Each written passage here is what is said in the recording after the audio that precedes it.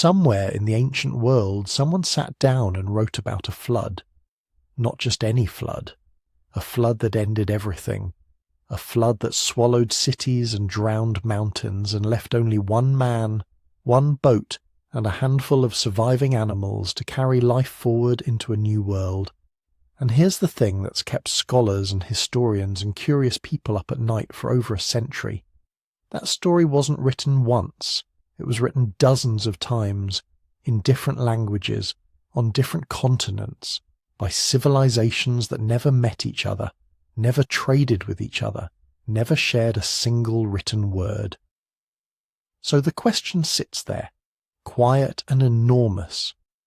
Did all of these people remember the same disaster? Or did they borrow the story from each other across trade routes and migration paths? Or is a catastrophic flood just something that happens to humans over and over, and every culture eventually lives through one and builds a myth around it? That's what we're going to work through tonight. And if you're using this to fall asleep, that's genuinely why I make it. The slow pace, the long questions, the kind of history that doesn't need you to follow every detail. Just let it wash over you. But if you're still awake and you want to say hello, drop a comment and tell me where you are and what time it is. I mean that. I check them. It becomes this strange map of the world at odd hours.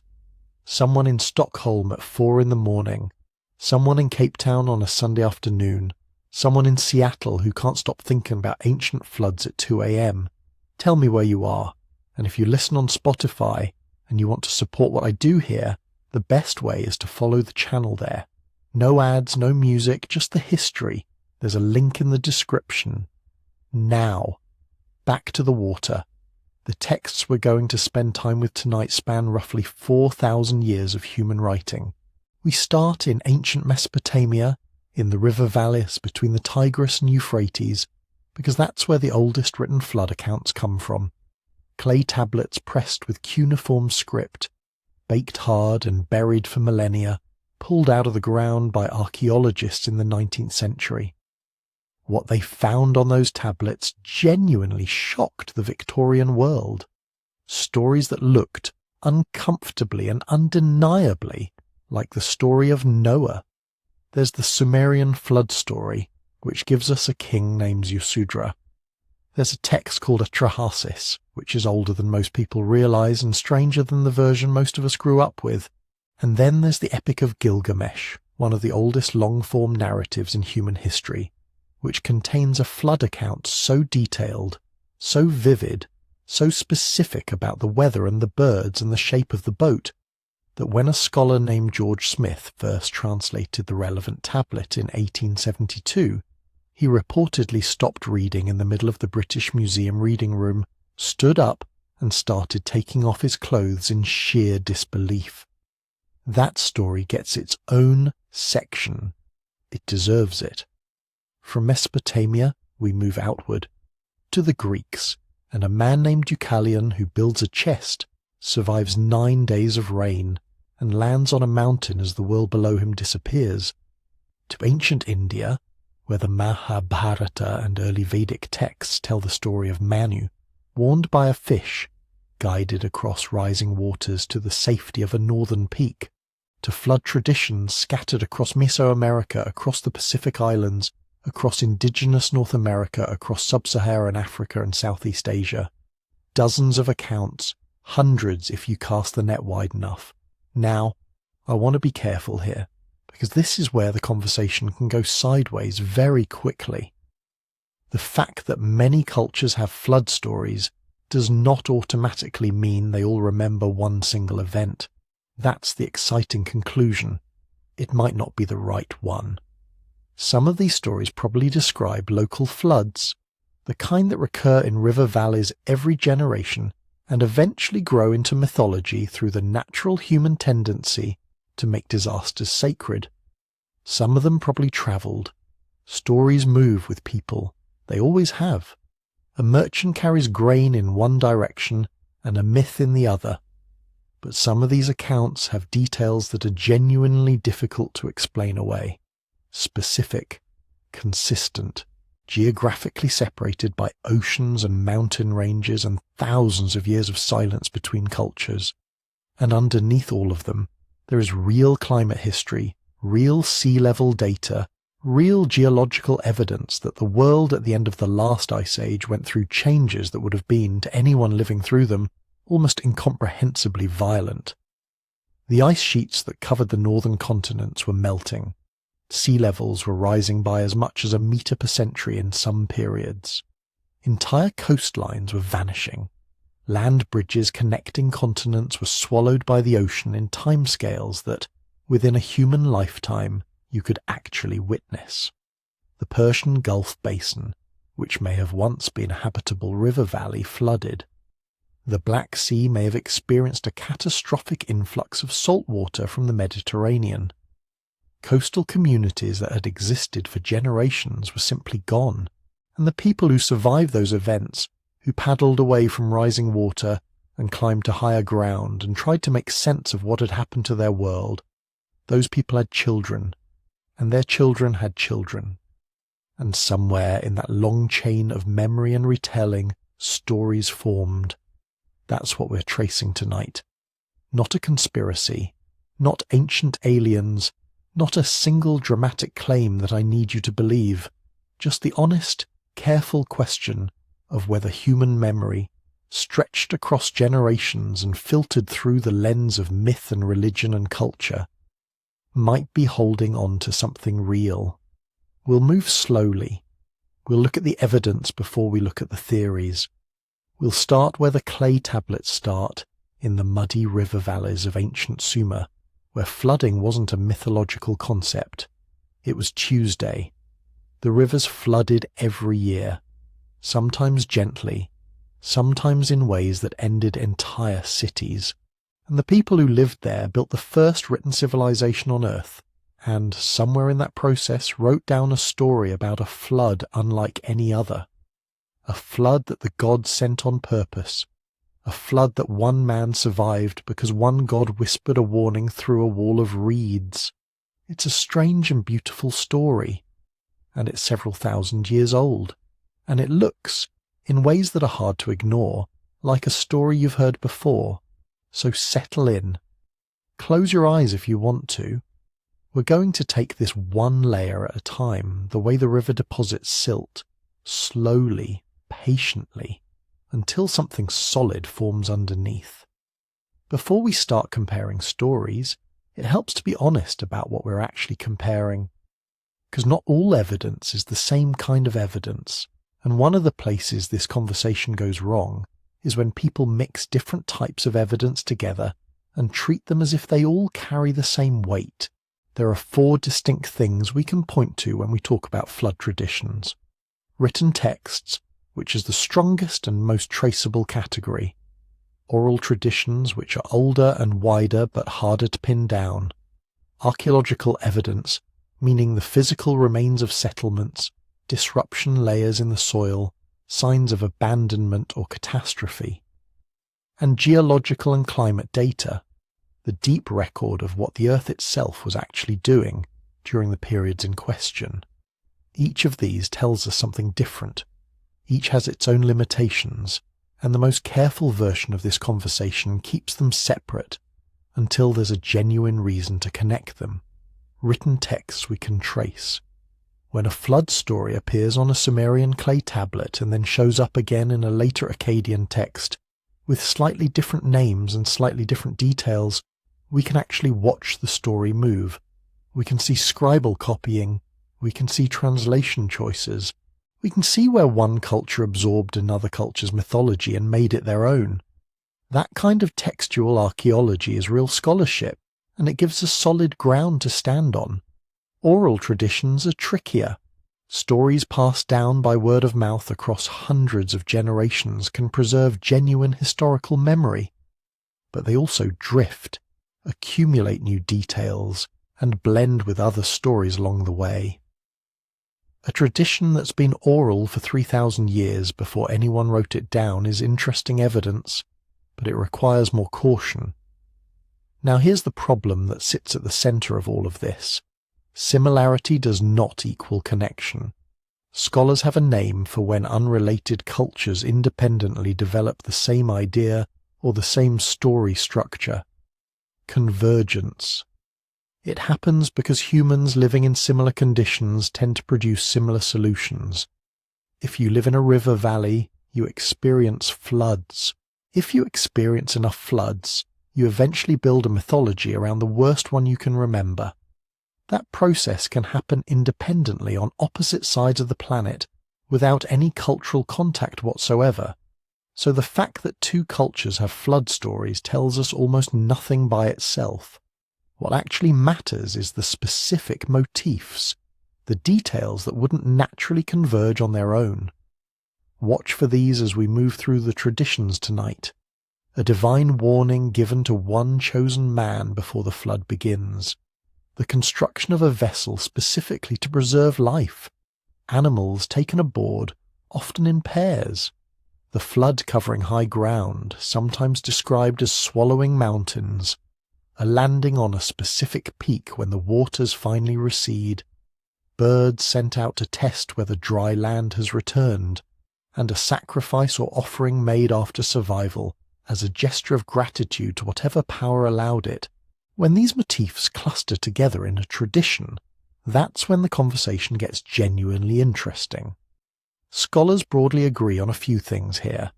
The Mesopotamian flood traditions are the oldest written accounts we have, and they show clear lines of literary influence moving from Sumerian to Akkadian to later Near Eastern cultures, including, eventually, the Hebrew texts that give us Noah. That much is not seriously contested. What remains speculative is how far that influence travelled, whether the Indian tradition of Manu developed independently or absorbed some of the same ideas through ancient trade networks, and whether any of these stories preserve a specific memory of a specific real event or simply reflect the universal human experience of living near water that sometimes rises. A global flood in the literal sense, water covering every continent simultaneously, is a very high bar, and the geological evidence doesn't support it. What the geological evidence does support quite strongly is that the end of the last ice age was a period of dramatic, sometimes catastrophic change for coastal and low-lying human populations all over the world.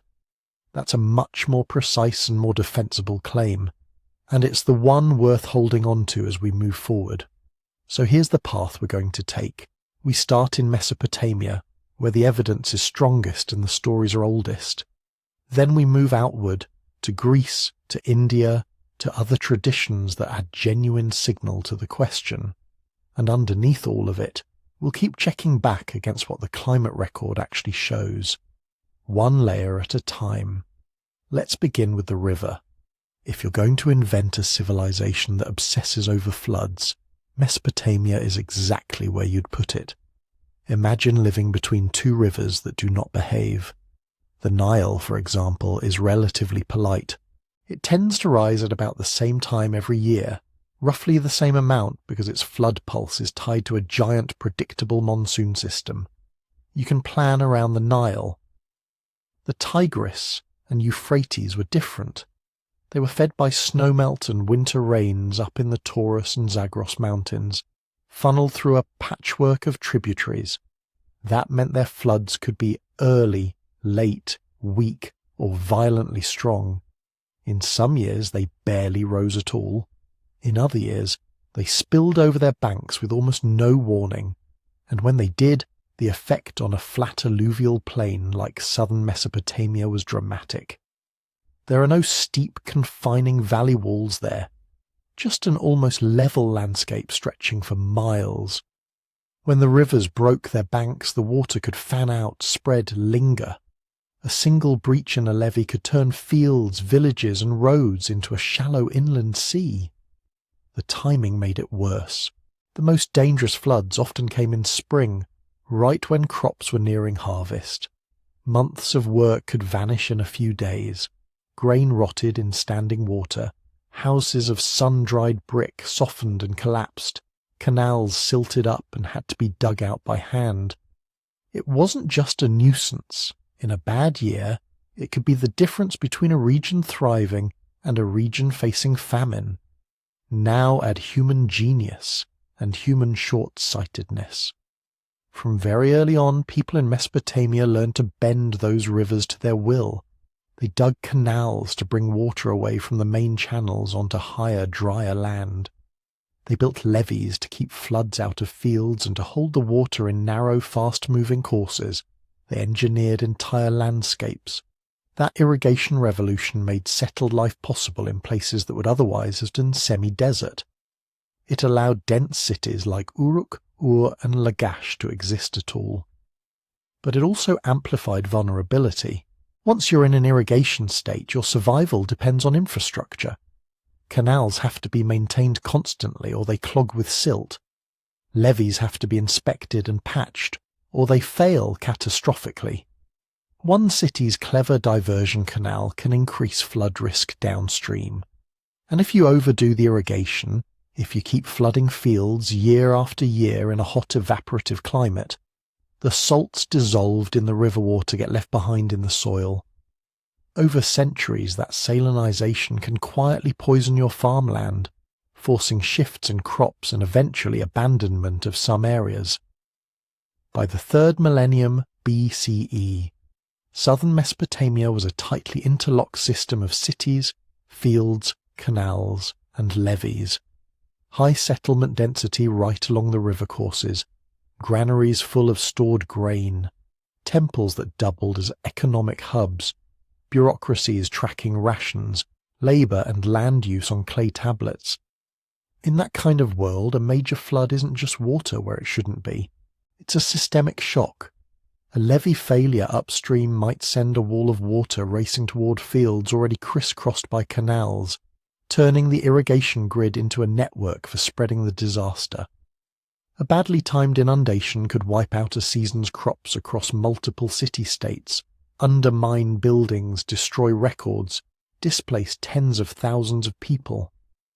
For those who survived, the experience would feel like the end of the world, because it was the end of their world. Their houses, their fields, their temple precincts, their entire mapped-out reality drowned in muddy water. And crucially, Mesopotamian cities remembered. These were societies that wrote everything down. They kept administrative records, legal texts, omens, hymns, building inscriptions. If a new king restored canals after a disaster, scribes recorded it. If a flood devastated a region, the damage filtered into receipts, land registers, and royal propaganda. It also filtered into theology. When your king is supposed to be the divinely sanctioned manager of water, literally the one who establishes justice and sets the canals in order, a catastrophic flood is not a neutral event. It raises questions. Who was angry? Whose ritual was neglected? Which decree from the gods had been violated? That's how a physical disaster becomes a political theological story. A king who came to power after such a catastrophe would have every reason to frame it as a cosmic reset. Before the flood, those rulers were corrupt or illegitimate. After the flood, the gods chose me, rebuilt the temples, restored order.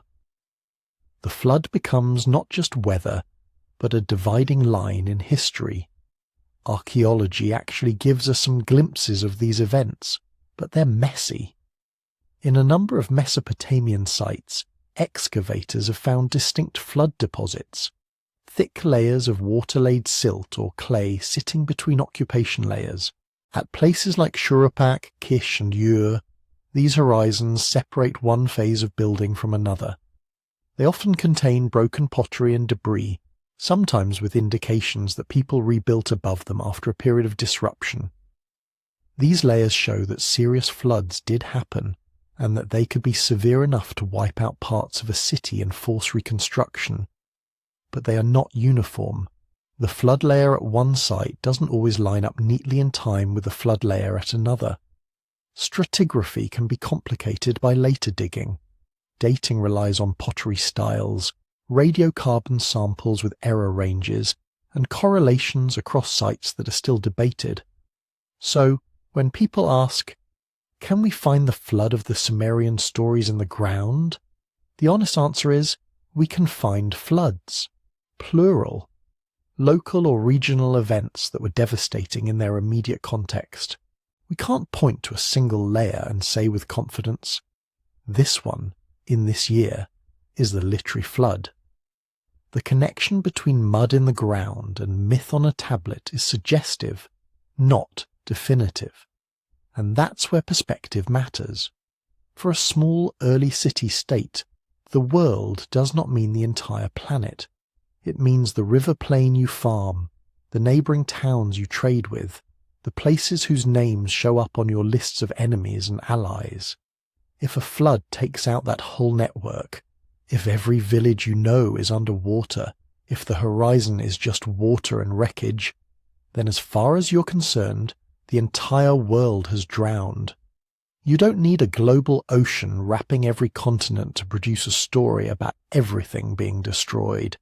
You just need a low-lying river plain, an unpredictable hydrological system, a dense irrigation society, and one especially bad year.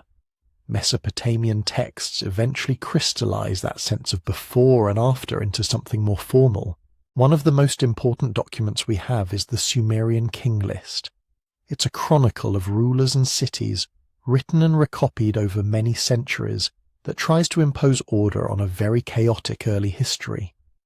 In that list there's a simple but powerful phrase, "Then the flood swept over." After the flood had swept over, and kingship had descended from heaven again. The narrative divides time into two eras. Before the flood, kings rule for impossibly long lifespans in antediluvian cities. After the flood, kingship is re-established in new centres, with more human-sized reign lengths. This before the flood marker becomes a cultural boundary. It tells us that by the time these lists were composed, people in Mesopotamia already thought of a flood, some flood, as the hinge of history, a line that separated a mythic remote past from the remembered, more orderly present. Out of that worldview, specific stories begin to take shape. Names are attached, motives assigned, divine counsels imagined. A single righteous figure appears, warned in advance, told to build something that floats. The earliest trace we have of that narrative is a Sumerian composition about a man named Ziusudra. And that's where we're going next. When we talk about the Sumerian flood story, we're not talking about a neat, complete book sitting on a shelf somewhere. We're talking about fragments. Literally. The main version of the Ziusudra story that scholars work with today comes from a single clay tablet found at Nippur, probably written in the Old Babylonian period, around the early 2nd millennium BCE. But the language on the tablet is Sumerian, and the story it tells seems older, likely going back into the late 3rd millennium, when Sumerian was still a living literary language. What we have is like catching a conversation halfway through. The tablet is broken at the beginning and the end. Some lines are damaged, some words are missing. Scribes in later periods copied and reworked things, so what survives is both an echo and an adaptation. But the core is clear enough. The story centers on a man named Ziusudra, king and priest of the city of Shuruppak. In Sumerian, his name probably means something like life of long days or he who lengthens days, which is an eerie foreshadowing of what's coming. The gods, as usual in Mesopotamian literature, are not a single will, they act in council. In the background of the surviving lines, we can see that some sort of divine assembly has met and decided on a drastic solution, a flood that will wipe out humankind. The text doesn't give a detailed debate the way later Akkadian stories do. We just hear that the great gods swear an oath or take counsel and settle on destruction. Why? The Sumerian tablet is frustratingly thin on motives. It hints more than it explains. Later Mesopotamian versions will say humanity is too noisy, too numerous, disturbing the rest of the gods. In Ziusudra's Sumerian story, the logic seems closer to a cosmic reset. The gods, who had established kingship and cities, now decide to unmake what they made. It's less about specific sins and more about the gods exercising absolute sovereignty over the order they themselves created. But divine councils are rarely unanimous. In the Ziusudra text, the god of wisdom and deep waters, probably Enki, called Ea in Akkadian, does what he often does in Mesopotamian myth. He finds a loophole. Through the wall of a reed hut, or perhaps through a dream or omen, he speaks to Ziusudra and reveals the secret. A flood is coming that will annihilate the seed of humanity. The language echoes a recurring Mesopotamian concern. Seed, name, offspring being wiped out, erased from memory. Enki tells Ziusudra what to do. The tablet is damaged at exactly the place you'd most like it to be whole, but we can reconstruct the broad move. Ziusudra is instructed to build some kind of large boat or barge, to abandon his city and possessions, and to preserve the seed of mankind and possibly animals as well. The word for the vessel is debated. It might be a huge roofed boat. It might be more like a giant reed house made seaworthy. Either way, it's big enough to carry the crucial cargo of life. Then the flood comes. Here the Sumerian tablet briefly comes into focus. Storms rage. The wind howls. The sun disappears. The text talks about the flood lasting 7 days and 7 nights, a number that will echo down through later myths. Everything outside the boat is destroyed. The text uses formulas like "the great storm flattened the land" and "the flood swept over the people like a battle." After those 7 days, the sun god Utu appears. The flood subsides. Ziusudra opens something, perhaps the hatch or window of his vessel, and light returns. The world, or at least the known world of Shuruppak and its neighbours, has been scoured clean, and Ziusudra, with his boat and his passengers, is still there. What happens next is what marks this as a prototype for later flood heroes. Ziusudra offers sacrifice. He bows before An and Enlil, the high gods, and pours out offerings. The gods smell the sacrifice, are appeased, and change their stance. The very figure who represents the remnant of doomed humanity is now the focus of divine favour. In the lines that survive, the gods grant Ziusudra a kind of reward that will reappear in later versions under other names. They give him life like a god, breath eternal, and make him dwell in a distant, blessed place, often identified with Dilmun, a pure, far-off land associated with beginnings. So the template is there, already in Sumerian. A divine council decides on global feeling destruction. One man receives a secret warning. He builds a specialized boat. The flood annihilates his world. He survives, lands somewhere, offers sacrifice, and is given an exceptional, almost divine status. Life is renewed through him, but the story is also distinctly Sumerian in its framing. The world that is being destroyed is a network of cities, not a wilderness dotted with villages. The text is city-centered. Shuruppak is a real place, known from administrative tablets and archaeological remains. Kingship is already an institution. Temples are already central. The gods are already tied to particular cities. Theologically, the gods act like an enlarged version of a Sumerian assembly. They hold council, take oaths, argue through intermediaries, change their minds in response to offerings. Enki's role as the clever dissenter reflects his standing in Sumerian cult, as the god who protects humans through wit and technical knowledge. The logic is political as much as cosmic. The gods can depose one human regime and re-establish order under a new, divinely favoured figure. At the same time, you can already see lines that later text will pick up and modify. The divine warning becomes more elaborate in Atrahasis and Gilgamesh. Enki swears not to reveal the council's secret, then speaks to a wall that just happens to be next to the hero's house. The boat plans get more detailed, with dimensions and materials specified. The reason for the flood is sharpened from broad divine displeasure into a specific complaint about noise and overpopulation. Other details change or drop away. Ziusudra's strong kingship identity, for example, will be softened in later traditions. The biblical Noah is called a righteous man, not a king. Ziusudra's elevation to an almost divine status in a far-off land becomes Utnapishtim's immortality in Gilgamesh, and then gets reworked entirely in Genesis, where Noah doesn't become immortal, but his descendants inherit the earth under a new covenant. Even basic plot mechanics vary. In the Sumerian version, we don't clearly see birds being sent out to test the waters or a detailed landing on a mountain. Those motifs appear more fully formed in Akkadian texts. Whether they were originally present in Ziusudra's story and lost with the broken pieces, or added later as the tradition evolved, is one of those questions we can't answer definitively. And that's the catch with working from fragments. Our entire reconstruction of the Sumerian flood story depends on a damaged tablet, a few overlaps with other texts, and a lot of careful, cautious inference. Small gaps in the clay can hide big moves in the narrative.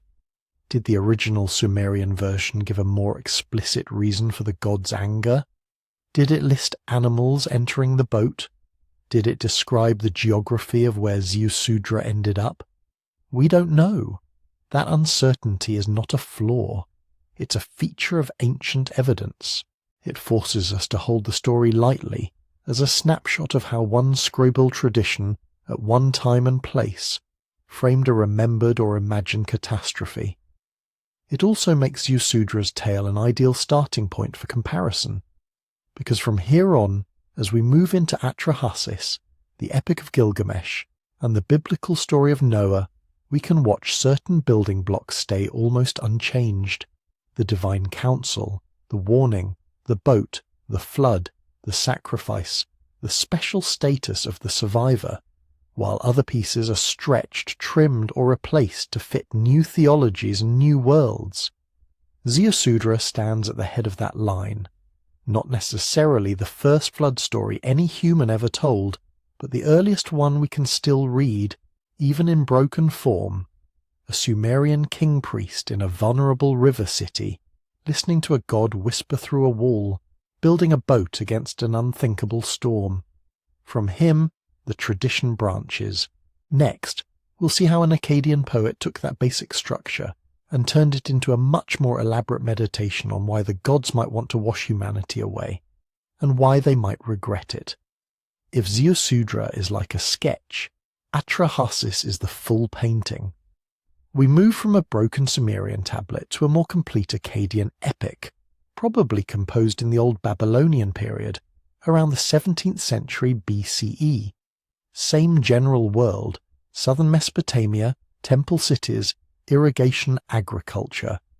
But now the storyteller leans in and says, let me explain how this whole human-god arrangement went off the rails. Atrahasis means something like exceedingly wise. He's not just a king or a priest. He's a model problem solver, the kind of human who understands both ritual and practical survival. In this story, the flood is only the last in a chain of crises. Before water rises, the text spends a long time talking about work, exploitation, and, strangely, noise. At the beginning, humans don't exist. The lower gods are doing all the labour, digging canals, maintaining fields, piling up the work that keeps a Mesopotamian landscape functioning. Eventually they rebel. They surround the house of Enlil, the high god, with their tools and torches. They're tired of night work, of endless digging, of being treated like a divine underclass. The solution, reached in a divine council, is simple and brutal. Create a new workforce. Humans are made from clay mixed with the flesh of a sacrificed god. We're literally created as labour, to take over the endless servicing of canals, fields and temples, so the great gods can rest. In other words, the epic starts by admitting something every farmer, canal cleaner, and temple porter already knows. The world of irrigation agriculture is backbreaking, and somebody has to do it. At first, things work. Humanity multiplies, builds, produces. Offerings rise, fields are tended. Canals are kept clear. But there's a cost. As humans increase, they get loud. The text uses that one word, noise, over and over, not music, not prayers, not crimes, just sheer racket. The din of people and animals and work and cities and celebrations rises like a constant hum into the divine realm. For Enlil, this is intolerable. He can't rest. He can't sleep. The story is almost domestic. A god kept awake by the clamour of the neighbours downstairs. So he turns to population control. This is where Atrahasis becomes more than just a flood tale. Before the big catastrophe, the gods try subtler, smaller disasters. First comes plague. People fall ill, the population drops, the noise dies down. For a while, the problem is solved, but Enki, Ea in Akkadian, the same wisdom god who protected Ziusudra, steps in. He doesn't confront the council directly. He whispers solutions to Atrahasis. Offer specific sacrifices. Stop sending offerings to the plague god. Redirect worship in clever ways. The humans perform the rituals. The plague god is starved of attention. The epidemic ends. Population rises again. Noise returns. Next, Enlil sends famine. Crops fail. Plants wither. Starvation stalks the land. Again, Enki quietly instructs Atrahasis how to respond, how to store food, how to petition the right deities, how to survive the worst years. When that doesn't stick, Enlil tries drought. The underground waters that feed the canals are restrained.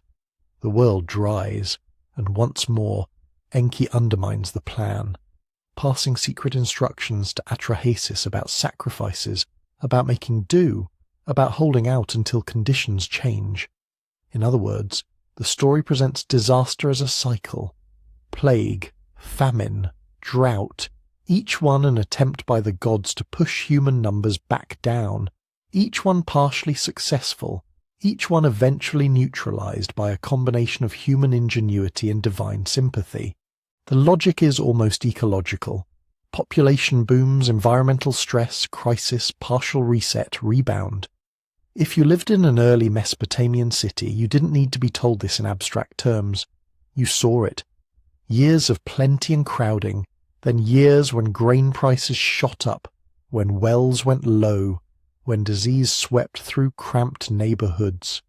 Atrahasis takes that lived pattern and turns it into theology. Finally, Enlil is done with half measures. He calls another council and proposes the nuclear option, a flood that will wipe out humanity entirely. This time, the gods swear an oath of secrecy. No one is to warn the humans, no loopholes, no backroom deals. Enki, as usual, looks for a workaround.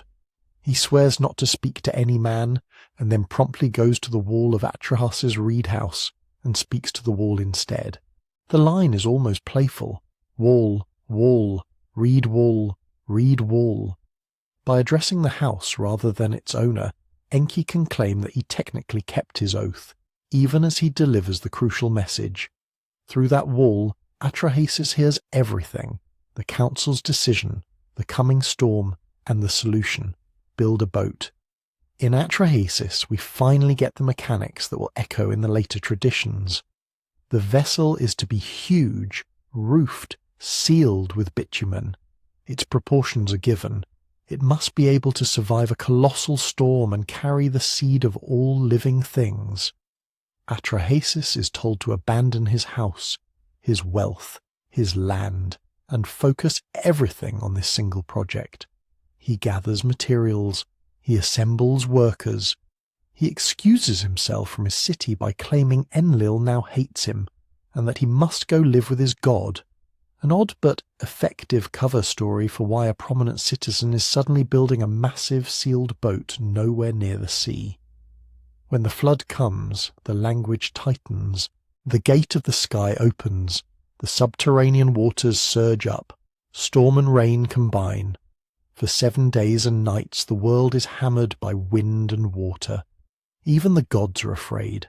High gods and minor deities alike are described as cowering like dogs, huddled against the wall of heaven, weeping over the destruction unfolding below. This is a crucial twist. The flood is not a clean act of justice. It's an overreaction. Once it starts, the gods themselves are horrified at what they've unleashed. Atrahasis rides it out. When the waters recede, he opens the vessel, releases the animals and offers sacrifice. The gods, starving because humans have not been feeding them during the flood, rush to the smell like flies. Hunger pulls them back to the bargaining table. Enlil arrives furious that anyone survived. Enki stands his ground. He argues that total extermination was a mistake, that there were other ways to manage human numbers. You can almost hear centuries of debate about disaster, population, and divine responsibility condensed into a few lines. The compromise that follows is one of the most striking parts of the poem. No more global floods. Instead, the gods institute new rules baked into human life itself. Some women will be unable to have children. A class of women will be devoted to the temple and barred from reproduction. Infant mortality will exist. Human lifespan will be limited. In narrative terms, this is the origin of death as a regular expected feature of the human condition, not as a punishment for one individual's sin, but as a kind of population control agreement between gods and humans. Humans still exist, still farm, still make noise, but they are bounded. Their numbers oscillate within limits. For people in early cities, those limits were not abstract theology. They matched experience. High child mortality, frequent infertility, the constant presence of disease, the sense that a good, long life was the exception, not the rule. Atrahasis frames all of that as the outcome of a cosmic negotiation after a catastrophe went too far. It's also the bridge to later Babylonian versions. When scribes in the first millennium BCE copied and reworked Atrahasis into the flood episode of the Epic of Gilgamesh, they kept the core structure, the council, the oath, Enki whispering to a wall, the giant roofed boat, the 7-day storm, the sacrifice, the gods regretting their own violence. But they trimmed much of the earlier material about plagues and famines and the detailed population policies. Gilgamesh is more interested in one man's quest for immortality than in the long logic of demographic control. Genesis will inherit parts of both. Divine regret, a promise not to destroy the earth again, new rules about fertility and lifespan, but recast them in a different theological key. Atrahasis sits in the middle. It remembers flood as one disaster in a patterned cycle of crises. It ties that cycle to real pressures: crowding, labour, disease, food insecurity, in the earliest cities humans ever built, and it suggests that behind the drama of one man's boat, there's a deeper question being asked. What happens when humans become too many, too loud, too disruptive for the fragile system that support them, and what will the powers that be do about it? By the time we meet the flood again, it's no longer the main act, it's a memory inside another story. We're in the Epic of Gilgamesh now, the great stitched-together masterpiece of first millennium BCE Mesopotamia. Gilgamesh is king of Uruk, part god, part man, all ego. He builds walls, terrorizes his subjects, wrestles monsters, but the core of his story isn't about power. It's about what happens when he realizes that no matter how strong he is, he's going to die. After his friend Enkidu dies, Gilgamesh falls apart. He can't accept death as inevitable. He abandons his city, his throne, his royal dignity, and goes wandering in skins and rags, looking for someone who has done what he suddenly needs more than anything else, cheated mortality. That's where utnapishtim comes in. In the standard version of the epic, the flood story shows up on what modern scholars call Tablet 11, the flood tablet, that caused such a shock when it was first read in the 19th century, because it sounded so much like Genesis.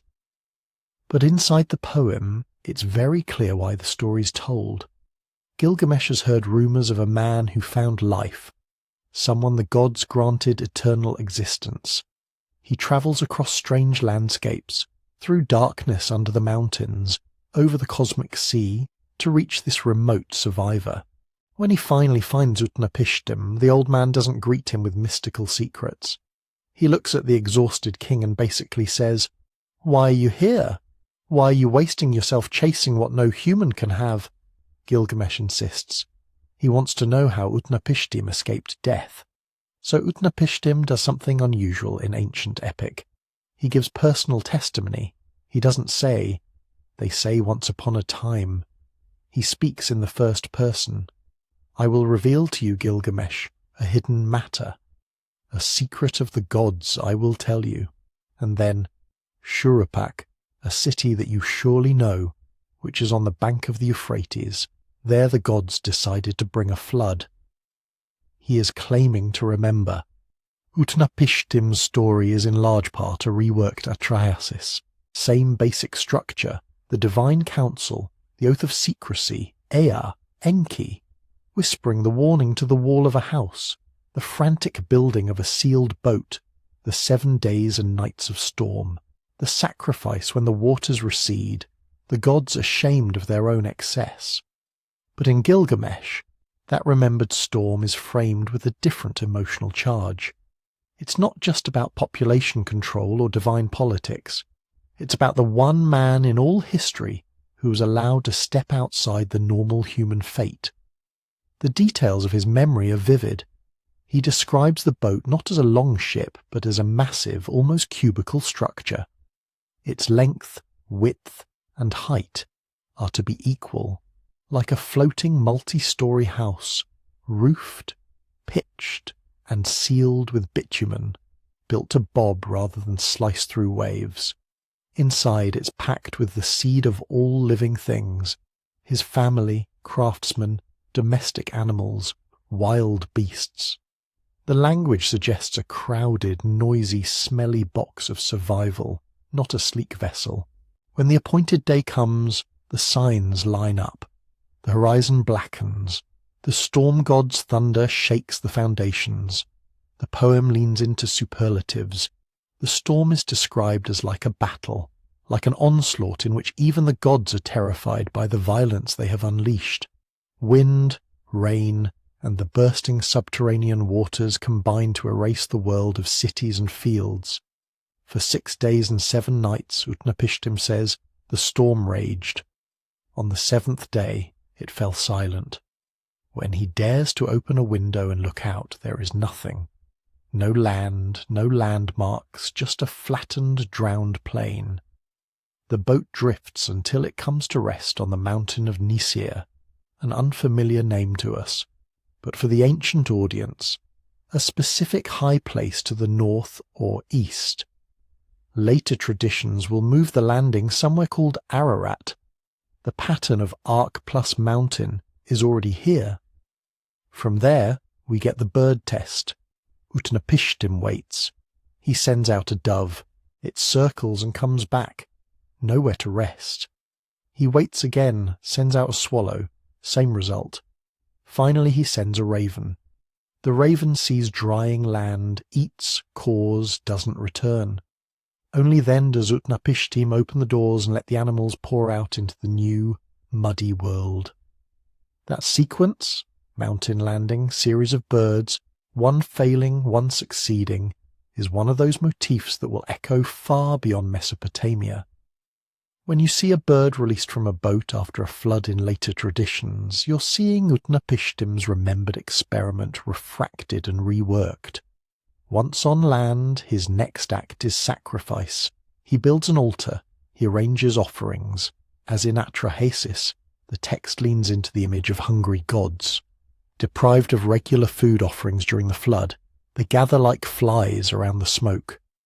It's an unflattering, very human image of divinity, fragile, dependent, drawn by hunger.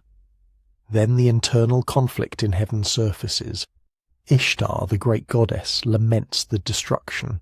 She wails over the dead, calls herself foolish for having voted for the flood. Other gods share that regret. But Enlil, the initiator of the disaster, is furious when he sees the boat and realizes someone has survived. He demands to know who leaked the plan. Ea answers with a careful mix of respect and defiance. He admits warning Utnapishtim but reframes the issue. The problem wasn't that a human survived, it was that Enlil chose total annihilation as his tool. There were other ways to correct human behaviour, other ways to reduce numbers. He even lists them, a callback to the plague, famine and drought of Atrahasis, condensed into a few lines. The outcome is a compromise, but with a twist. In Gilgamesh, the focus isn't on setting up general rules about infertility or lifespan. Those are just assumed background facts of human existence now. Instead, the gods take Utnapishtim and his wife aside and grant them a unique status. They are made like the gods, allowed to live far away at the mouth of the rivers, removed from the cycles of birth and death that bind everyone else. In Mesopotamian thought, this is extraordinary. Immortality is not a standard human reward. There is no broad promise that good people will live forever. The dead go to a dim, dusty underworld. Better if you have descendants to bring offerings, but still a shadowy continuation, not a glorious heaven. The gods are immortal. Humans are not. That line is firm. So Utnapishtim is a violation of the rule, a living fossil of a decision the gods later regretted. His immortality is not presented as a happy ending for humanity. It's more like a curiosity, an anomaly. His very existence underscores the message he delivers to Gilgamesh. The gods kept eternal life in their own hands. What happened to him won't happen again. And this is what finally matters for Gilgamesh's arc. He hears the story he came to hear, how one man survived the great storm and was granted unending life, but the moral is not do what he did and you too will be saved. It's the opposite. Utnapishtim insists that the flood was a one-time, unrepeatable event. The conditions that led to his immortality are gone. Gilgamesh is tested, told to stay awake for 6 days and 7 nights as a kind of miniature challenge against death and decay. He fails almost instantly. Utnapishtim's wife bakes loaves of bread and sets them by his sleeping body, one for each day, a physical record of his inability to resist time. When he wakes, Gilgamesh protests. The evidence is right there, the stale, mouldy loaves, the freshly baked ones. Time has passed, he has slept, he has lost. If he couldn't even hold off sleep, how could he hope to hold off death? For the audience, the flood story has now done 2 jobs at once. On the one hand, it preserves a particular memory of catastrophe, of a storm so violent it had to be explained as the work of panicked gods, of a boat built to impossible specifications, of a mountain that became a marker for survival, of birds and offerings and divine regret. On the other hand, it frames that memory inside a philosophical argument about human limits. Why did this version become the one that every literate person in first millennium Mesopotamia copied? Because Gilgamesh, as a whole, became the training ground for scribes, the prestige epic that apprentices learned and that scholars debated. Its tablets were copied in schools from Babylon to Nineveh, and when you copy tablet 11, you copy the flood.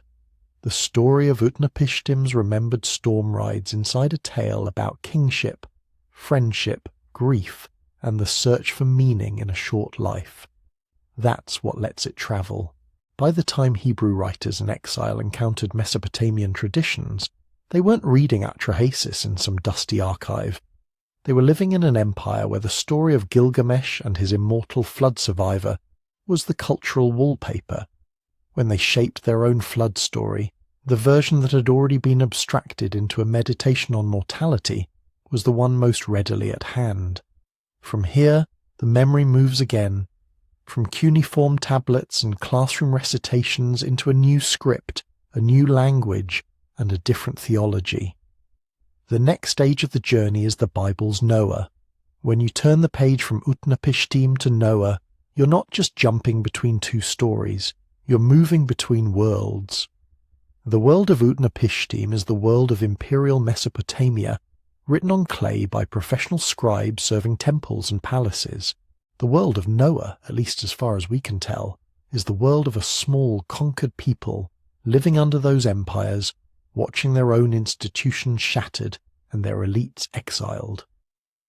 By the 6th century BCE, when many scholars think key layers of the Genesis flood story were being shaped or reshaped, Judah was a Babylonian province. Jerusalem's temple was destroyed. Its royal family was dethroned. Educated Judeans found themselves in a scribal universe run by their conquerors, learning the imperial language, exposed to its literature, its myths, its legal codes. In other words, they were living inside the same kind of intellectual ecosystem that kept Gilgamesh alive. Cuneiform tablets filled with flood stories were sitting in temple archives and palace libraries. Babylonian officials and priests were part of daily life. The young men of the Judean elite who wanted to function in this new world had to learn Akkadian, had to learn its writing, had to learn the classics. The Epic of Gilgamesh, with its tablet of the flood, was almost certainly one of them. So when the Hebrew scribes told a flood story of their own, they weren't doing it in a vacuum. They were speaking into a conversation that had already been going on for centuries along the Tigris and Euphrates, but the way they tell it is very different. The flood in Genesis 6-9 is not just a remembered storm, it's a hinge in a larger narrative, a reset button on creation. The story opens with an evaluation. The earth, which in Genesis 1 had been declared very good, is now described as ruined, filled with violence. The verbs double up: corrupt, corrupt, violent, violent. The point is hammered home.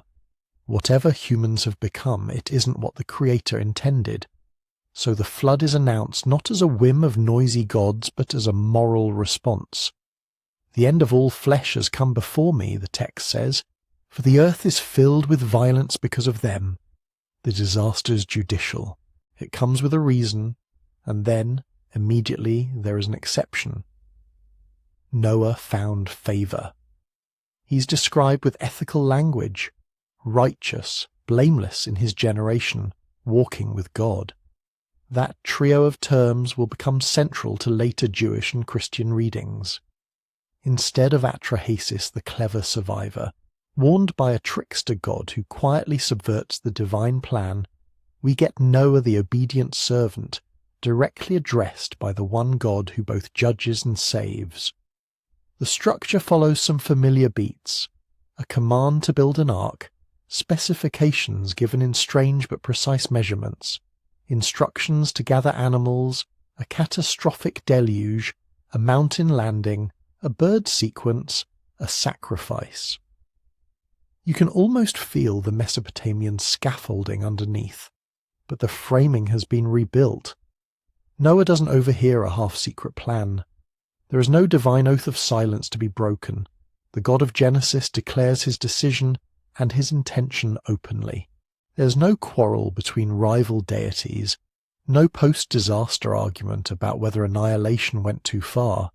There is one will consistent from beginning to end, and that will is described as morally engaged with human behaviour. The flood itself in Genesis is also more drawn out and stylized. Rain falls for 40 days and nights, but the waters are said to rise for 150 days before the ark comes to rest, then slowly recede. The text tracks time with a calm, almost liturgical rhythm, dates, months, anniversaries. Where Mesopotamian storms are short, furious bursts of chaos, the biblical flood feels like a long, heavy undoing of creation, followed by a carefully paced recreation. The bird episode is echoed but rearranged. Noah sends out a raven, which flies back and forth, then a dove, which returns with nothing. After 7 days he sends the dove again. It comes back with an olive leaf. After another 7 days the dove doesn't return. The pattern of repeated tests, waiting, and final non-return is the same basic motif as utnapishtim's birds, but the details are tuned to a different symbolic register. The olive leaf becomes a sign of renewed life and later a general symbol of peace. When Noah leaves the ark, his first act is sacrifice, just like utnapishtim's. The text even retains a trace of the old image.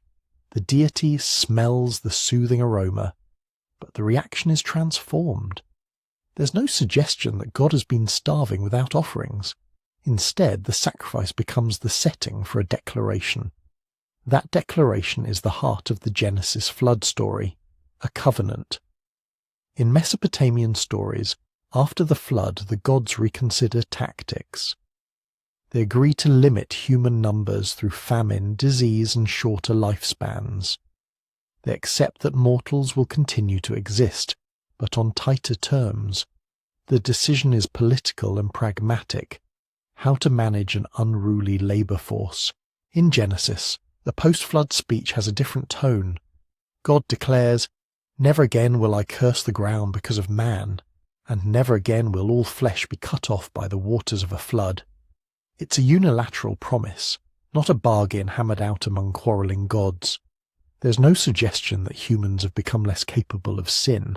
The text is blunt.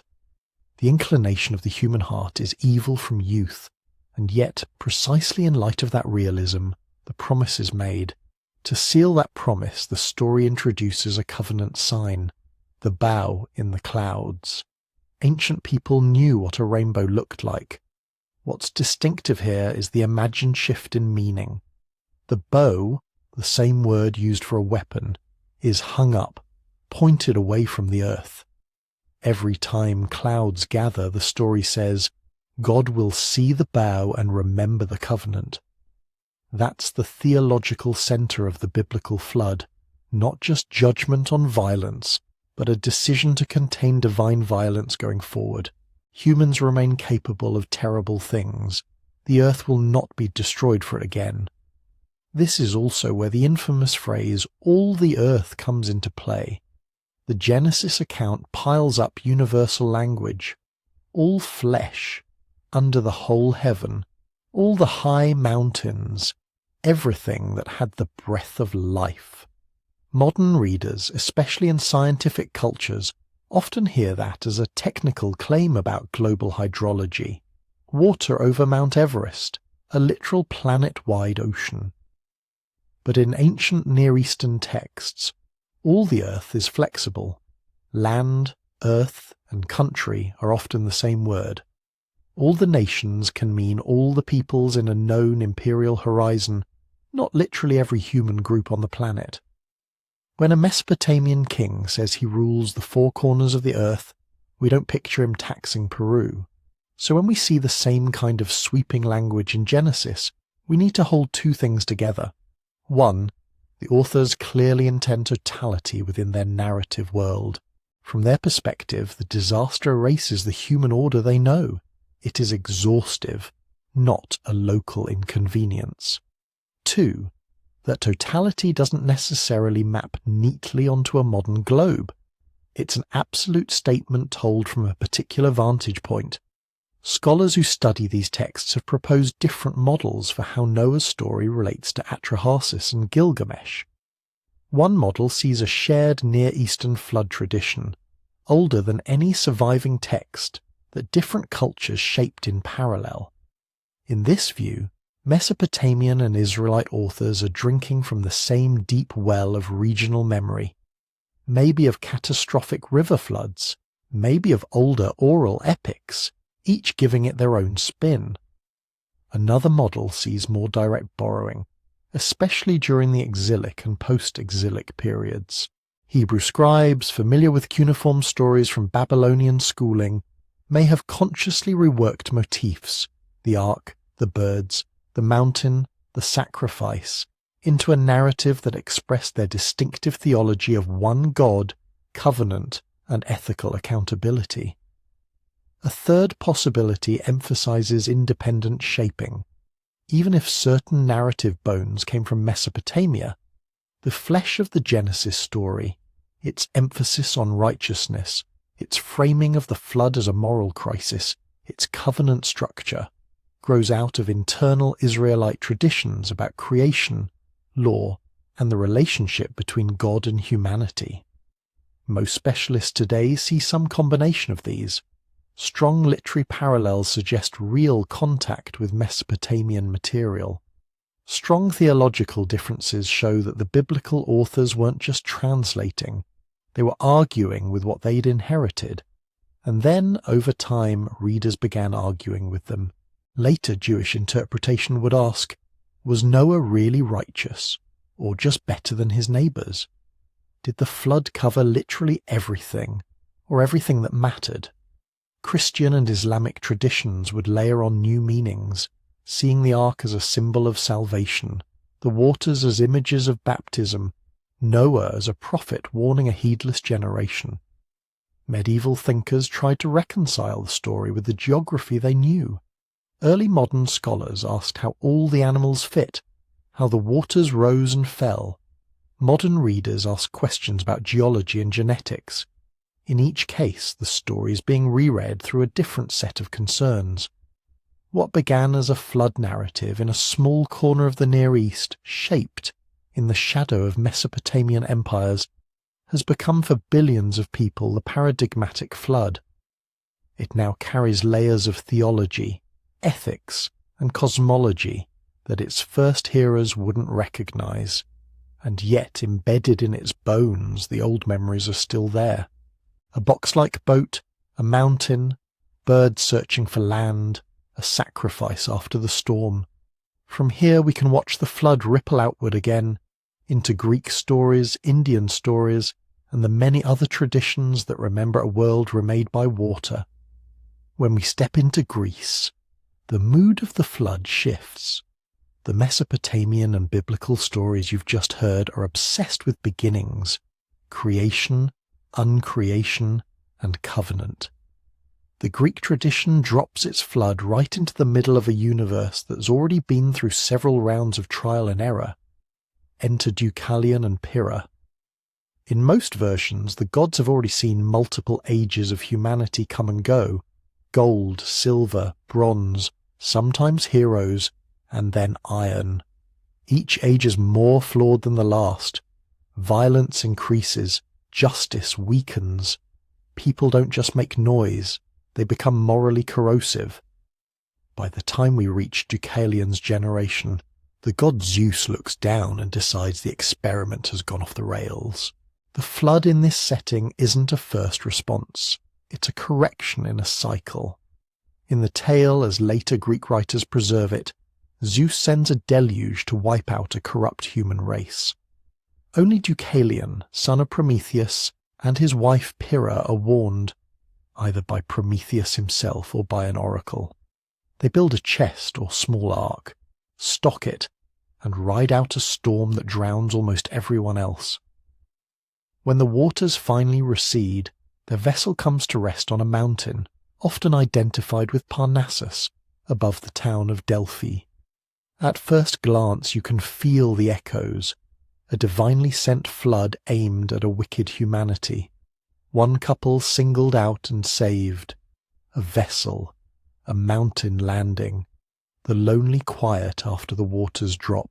The overlap with Near Eastern motifs is hard to ignore, especially once you remember that by the time our main Greek sources were written, Hesiod in the 7th century BCE, later prose writers in the classical and Hellenistic periods, Greek elites were deeply entangled with Eastern Mediterranean networks.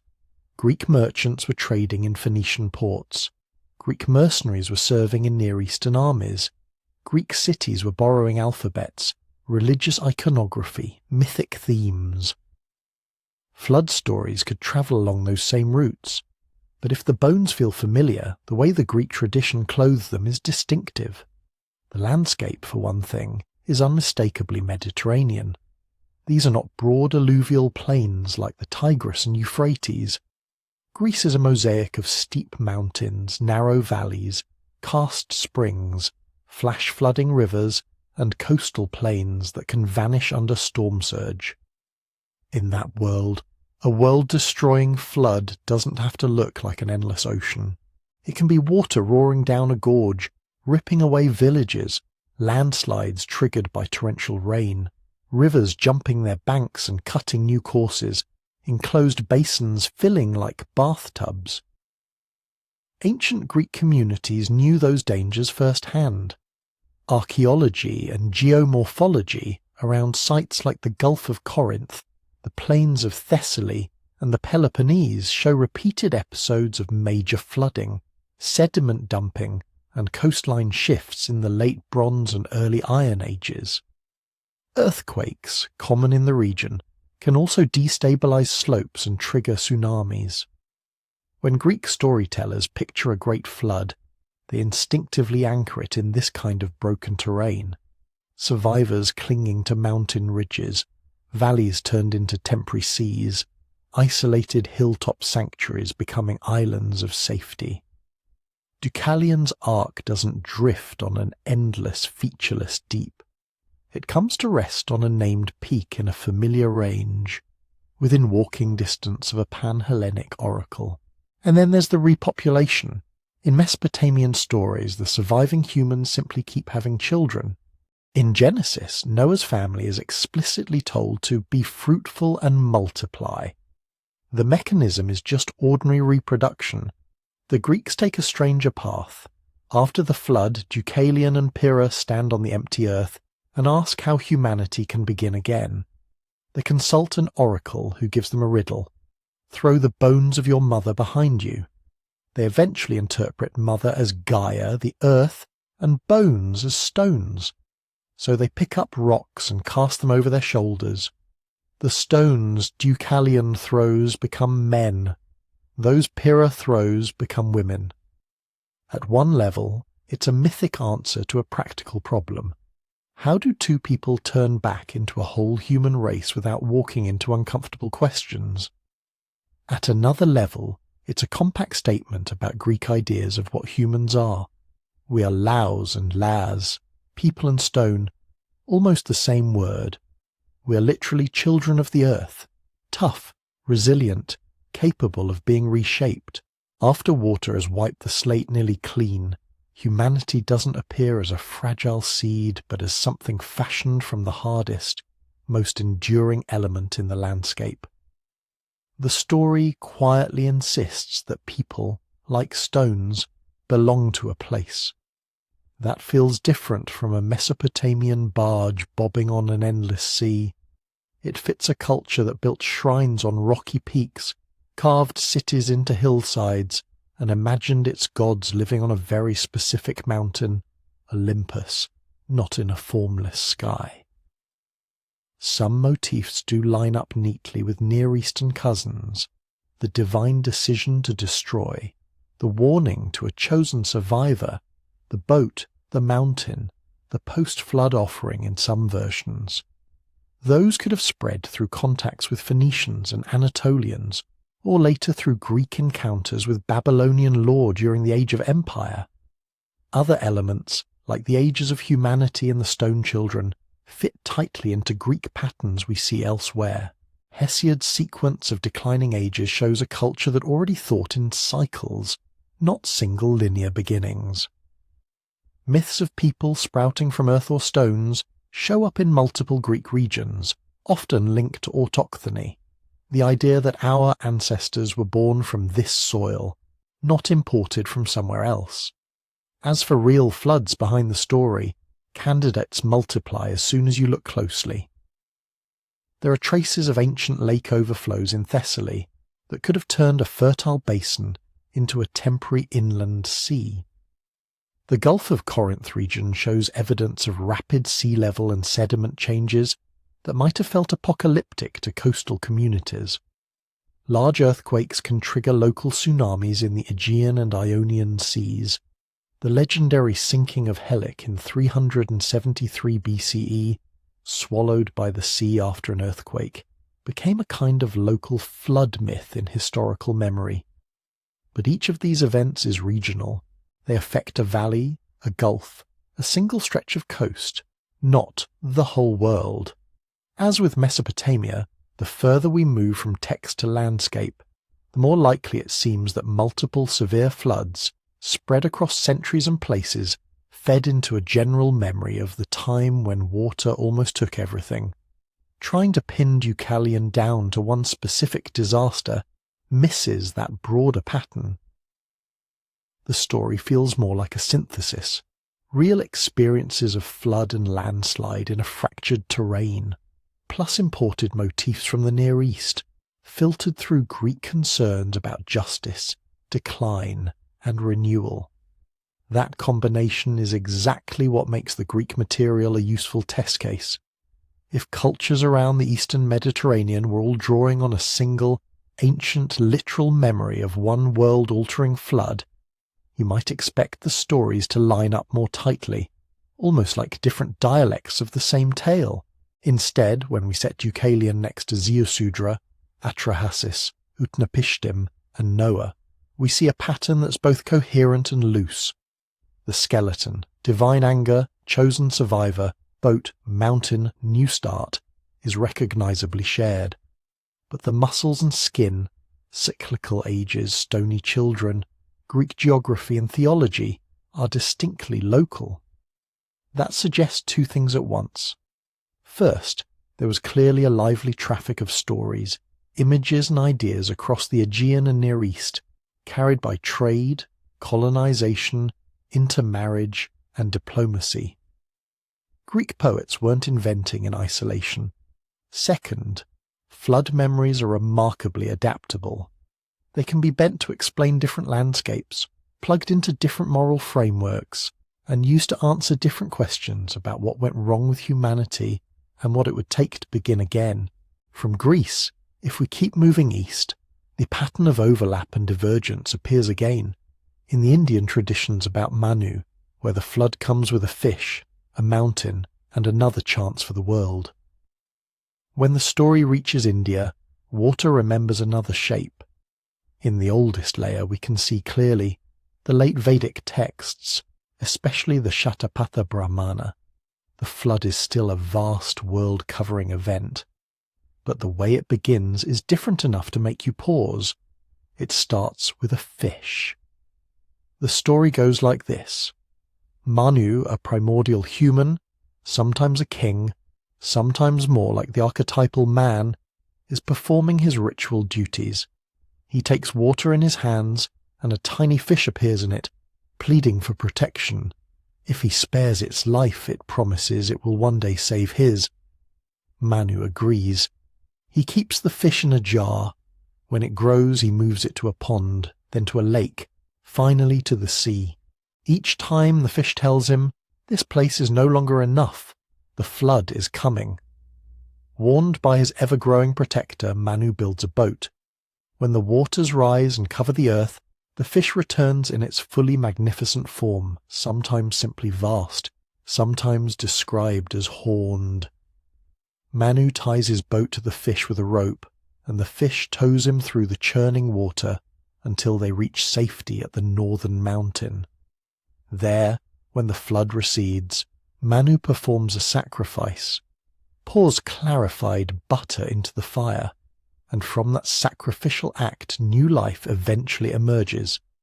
If you've been keeping track of motifs, the resonances are immediate.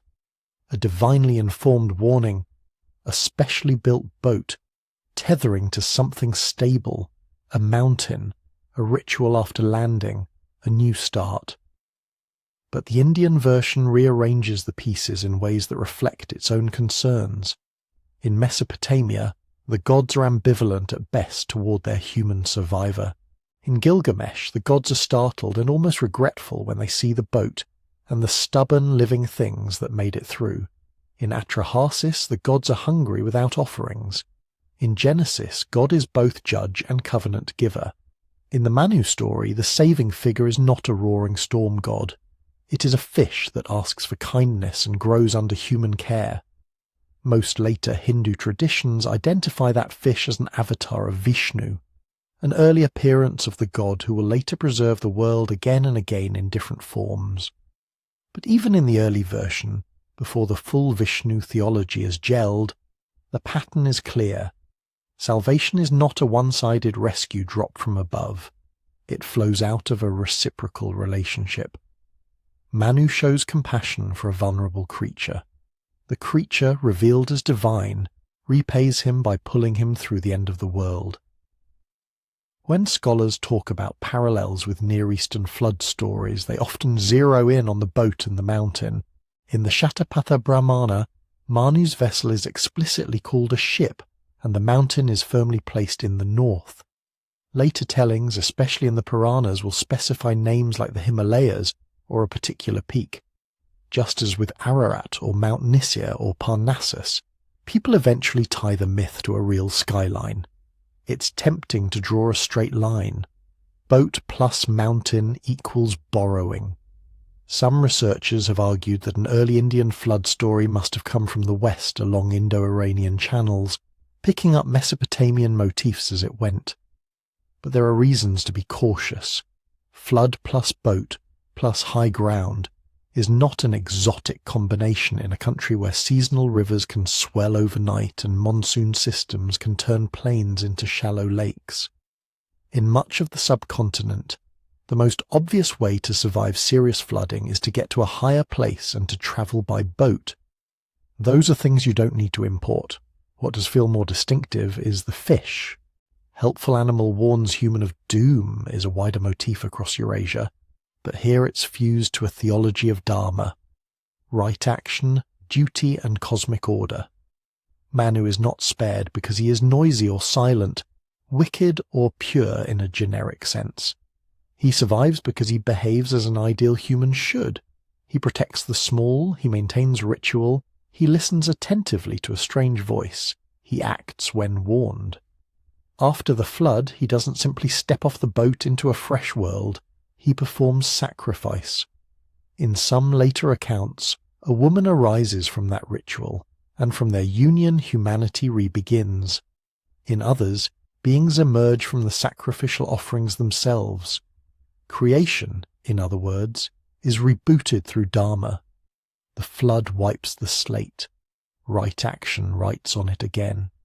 Over time, this story shifts and accumulates layers. In the Vedic texts, Manu is a culture hero tied to the sacrificial system.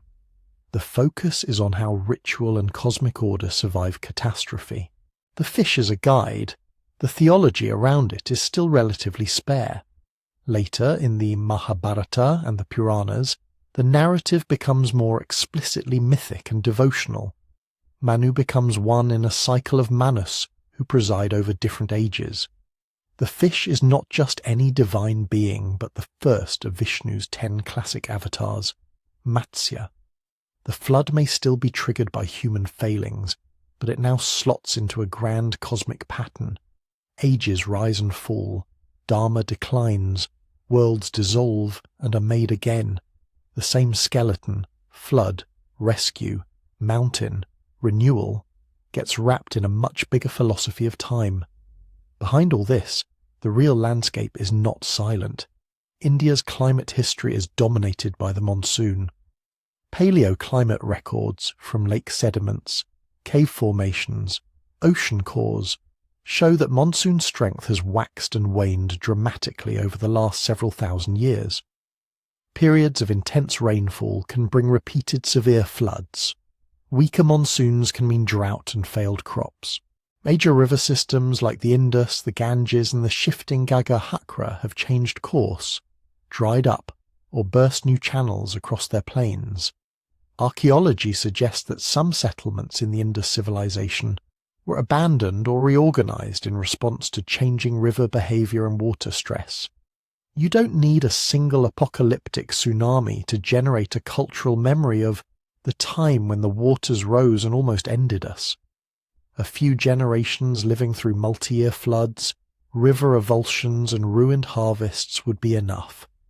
Scholars debate whether the Indian flood tradition is a cousin of the Mesopotamian one or an independent relative in the same big family of human reactions to water.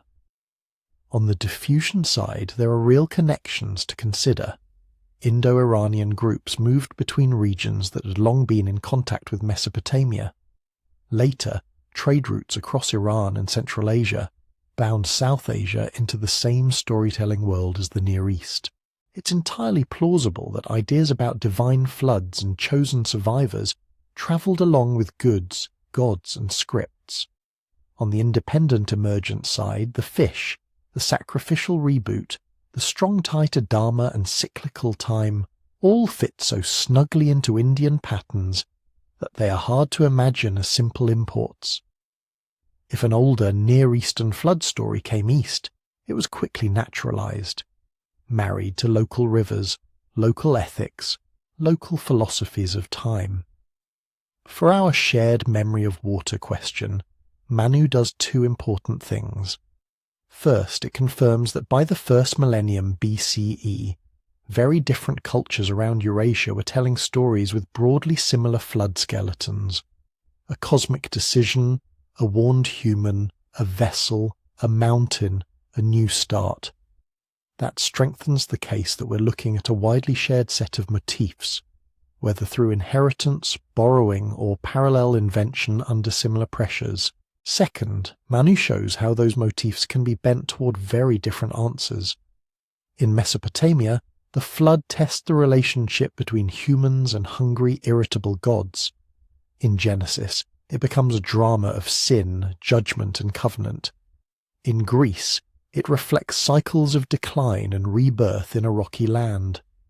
In India, it becomes a meditation on dharma, reciprocity, and the resilience of cosmic order across vast cycles of time.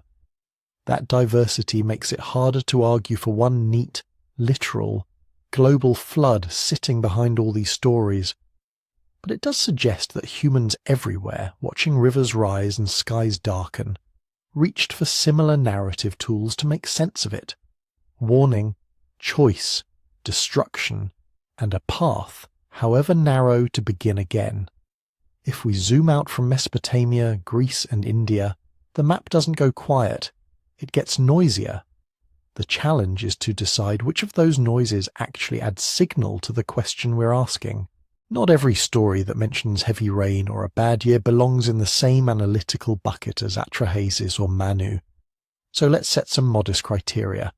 First, early attestation. The closer a story is, in writing or solid oral history, to the deep time events we care about, the more weight it can carry. A tale recorded 2,000 years ago, even if it remembers events 5,000 years ago, is a different kind of evidence than one written down for the first time in the 19th century. Second, clear motifs. 1 year the river was high is just life. The waters covered everything. One righteous family survived in a vessel. Animals were saved, a new world began, is something else. We're looking for that thicker cluster. Third, cultural context. Does the flood sit at the centre of a people's ideas about origins, morality, kingship, or the land itself? Or is it a small local legend that never really shaped how people thought about the world? With those three filters in mind, a few other traditions stand out, not because they prove a single global catastrophe, but because they round out the picture of how humans in very different places remembered water at its worst. Start with the lands just next door to Mesopotamia, the Levant and Anatolia. In the Hebrew Bible, the Noah story sits inside a region that had already been trading stories, goods, and gods with Mesopotamia for millennia. That's why we treated it together with utnapishtim earlier. But surrounding cultures in the Levant also carry faint flood shadows. Some early West Semitic and Ugaritic texts speak of destructive storms from the sea, or of the god Baal battling the chaotic waters. These are not neat arc stories, yet they keep circling the same anxiety. The sea and the sky can suddenly decide that your coastal town or fertile valley doesn't belong to you anymore. In Anatolia, the Hittites and their neighbours recorded myths where the storm god fights a sea dragon, or where the land dries up unless a missing god returns. One Hurrian Hittite tale tells of a great storm that devastates the land until a ritual restores order. Again, not a clear, only one man survives on a boat narrative, but a recognisable pattern. Crisis by water or its opposite, drought, resolved by restored divine favour, often involving kingship. Archaeology and paleoclimate back up the sense that this region had reasons to obsess over water. The eastern Mediterranean has gone through episodes of extreme rainfall, seismic sea waves, and shifting coastlines. River valleys in what is now Turkey show evidence of massive ancient floods tied to glacial melt and tectonic activity. It doesn't take a Mesopotamian text to notice that whole villages could disappear in a single terrifying season. A little further east, into Iran and Central Asia, the echoes get softer but still worth a listen. In the Zoroastrian tradition, the Avesta tells of Yima, Jamshid, an early king warned by the god Ahura Mazda of a coming deadly winter that will wipe out living things. Yima is told to build a vara, an enclosure, where he shelters seeds of humans, animals and plants until the catastrophe passes.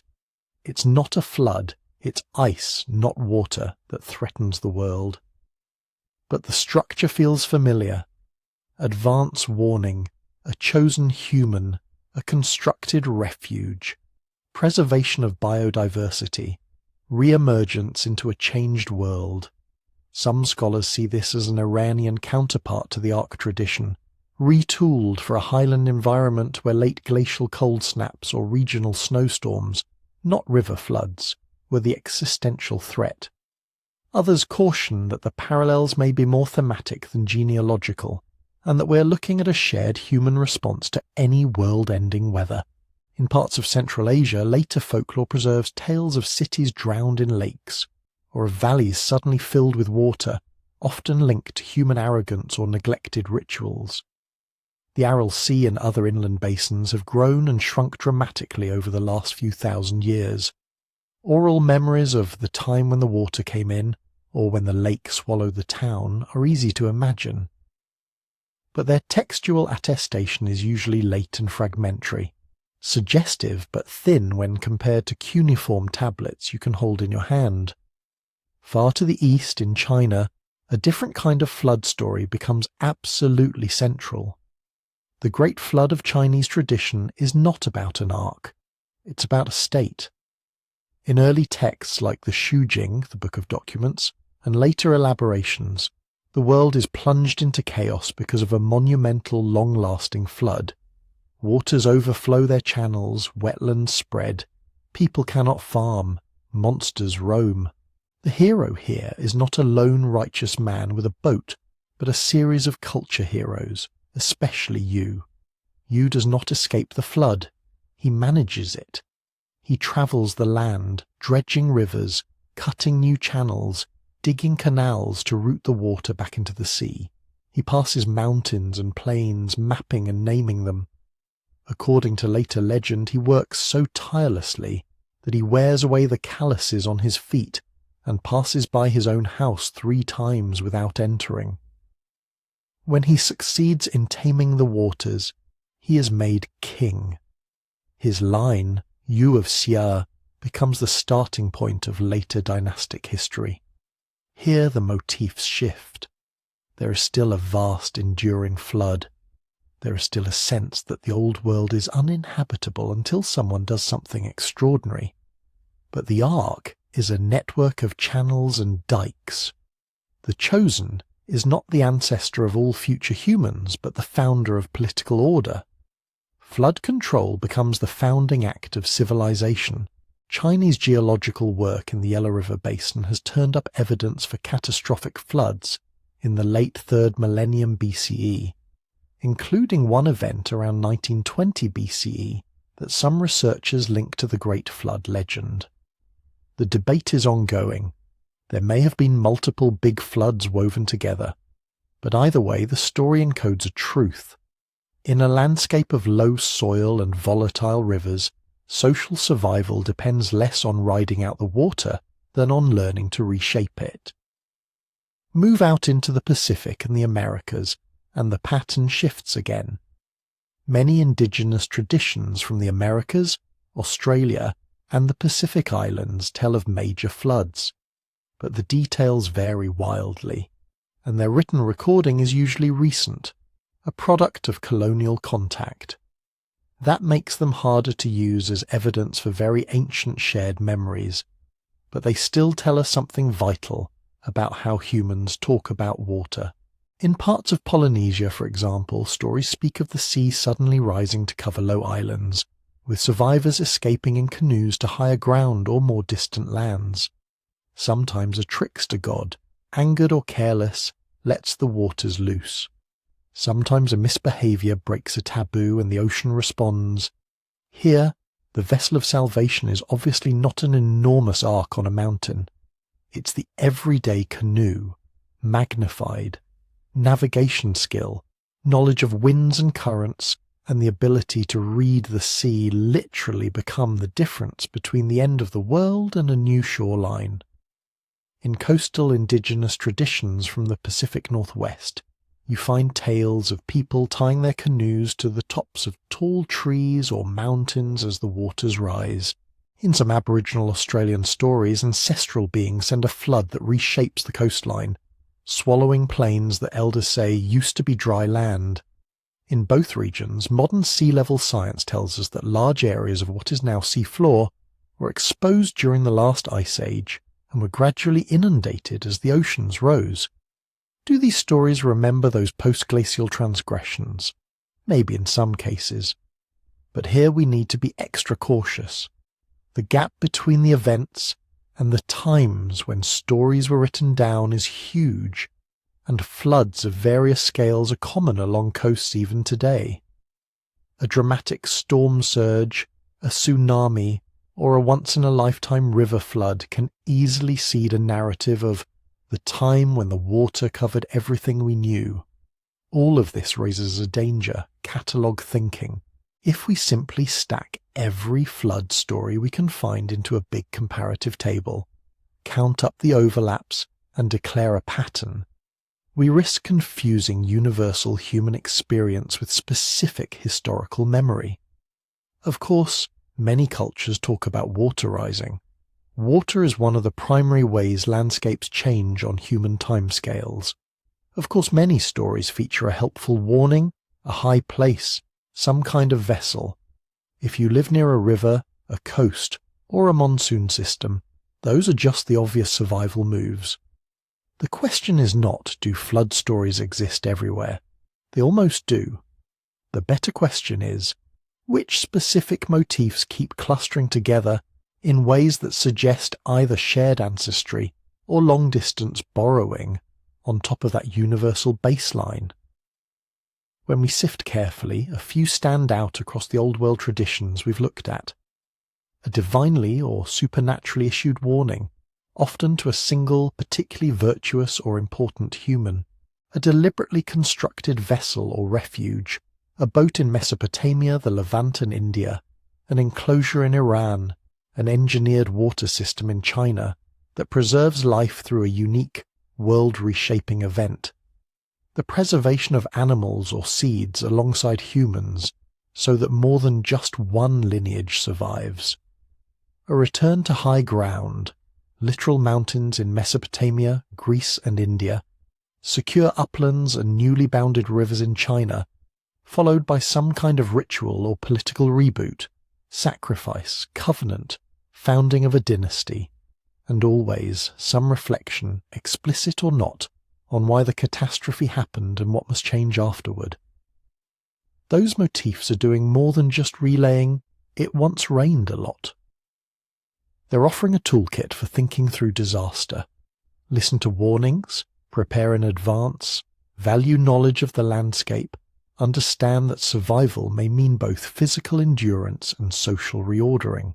As we move into questions about Ice Age sea levels, the Black Sea and the younger Dryas, those clusters will matter.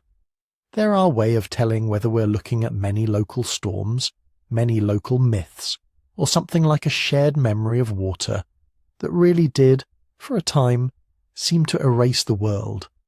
If those clusters of motifs are our clues, the next question is, how do they move? Because stories are not fossils. They don't just sit in one place waiting to be dug up. They swim through human minds, pass through hands that copy, lips that retell, minds that reinterpret. The earliest flood stories we can actually see on the page come from scribes, and scribes don't just take dictation from memory, they edit. In Mesopotamia, scribal schools copied older tablets again and again, sometimes for centuries. Every copying event is an opportunity to smooth the language, fix what looks like a contradiction, or quietly update the theology. A scribe in Old Babylonian Nippur might take a Sumerian tale where the gods seem petty and random, and shape it into a story where divine anger has a clearer moral logic. Another scribe might standardize the measurements of the ark, or the sequence of birds released, so that students have a clean model to memorize. This is how ziusudra becomes Atrahasis becomes utnapishtim. Not a single leap, but layers of copying, combining, and reframing older material in light of newer concerns. A king wants to stress his role as protector of order. The flood becomes a stage for proclaiming that kingship. A priesthood wants to emphasize one god over others. The cast of divine characters narrows and rearranges. By the time a story crosses from one writing system and language to another, from cuneiform Akkadian into Northwest Semitic oral tradition, then into Biblical Hebrew, it's already been tuned by generations of scribal hands. The version that survives is not a raw memory of some long-ago catastrophe. It's a curated memory, optimized for recitation, instruction, and authority.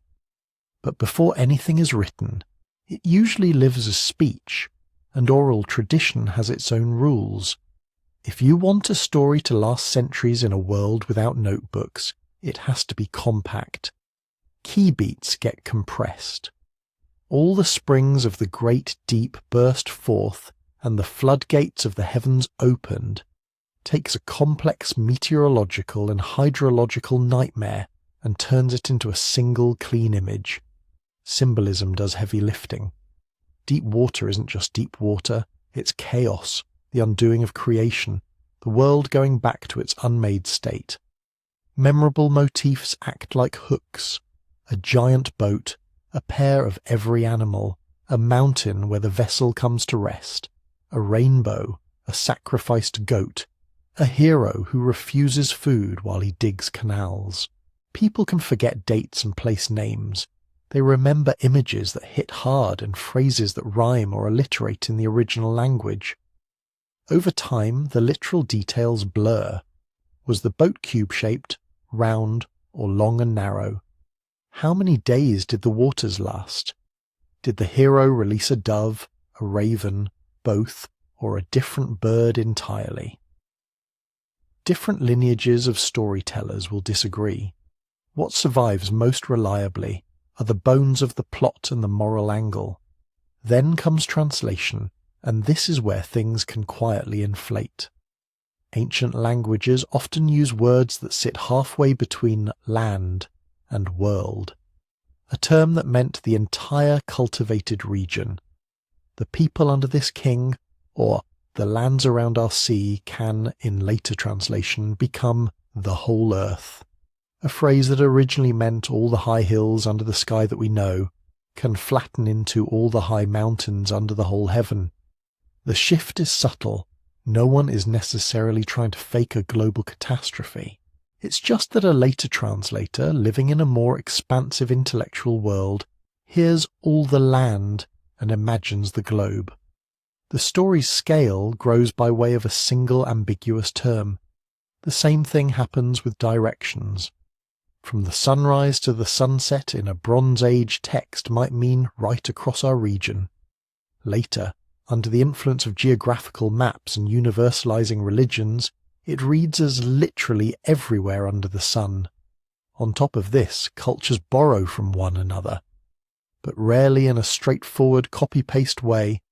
Motif borrowing is when you take a striking element, a god sending a warning dream, a boat grounded on a mountain, a post-flood sacrifice, and plug it into your own narrative frame.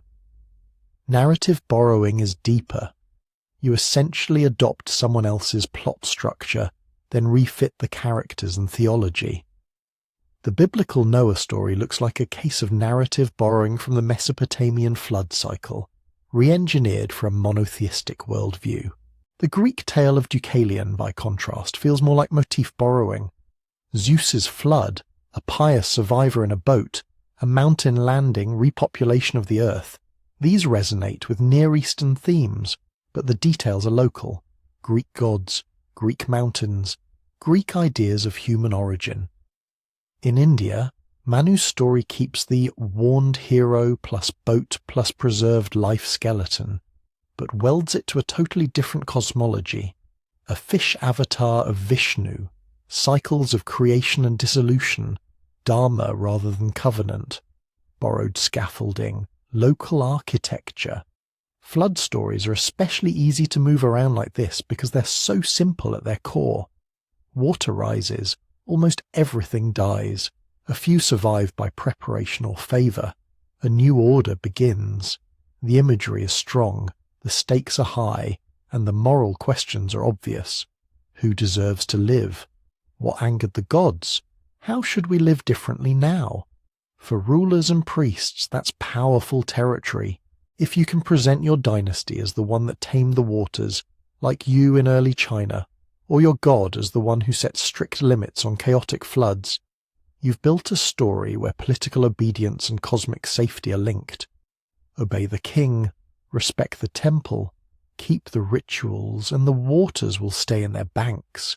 Defy them, and the world might drown again.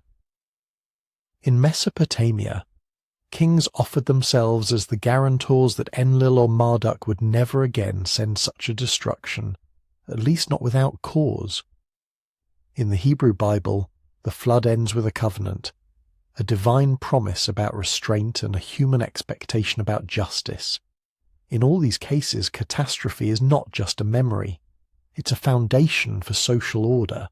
So when we see flood stories that look similar across time and space, what should we conclude? Sometimes the best explanation really is contact. Traders, migrants, or scholars carrying stories along with goods and genes, reshaping them as they go. The line from Sumerian ziusudra to Noah almost certainly runs through that kind of corridor. Other times, parallel invention is enough. Put humans in front of rivers that overtop, coasts that sink, monsoons that fail safe, and you will get stories about judgment, warning, survival on high ground. Similarity by itself is a clue, not a verdict.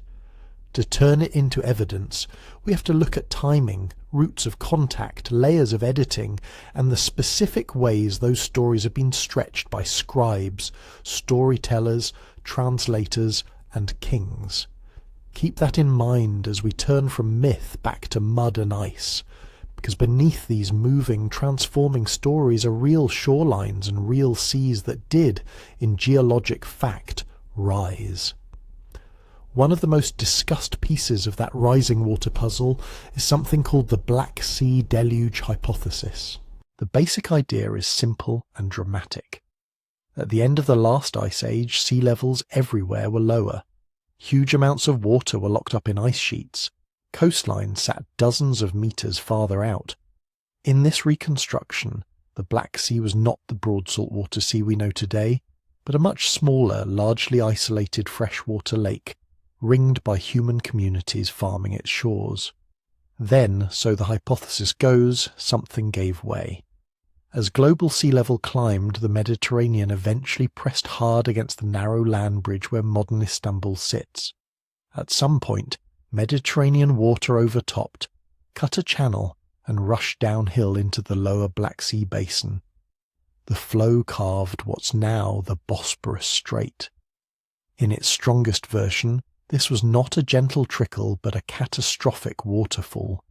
Day after day, year after year, Water thundered in, the shoreline raced inland, and anyone living on those lower terraces watched their world disappear under rising salt water. That's the picture that captured people's imagination in the late 1990s, when marine geologists William Ryan and Walter Pittman published their version of the Black Sea deluge.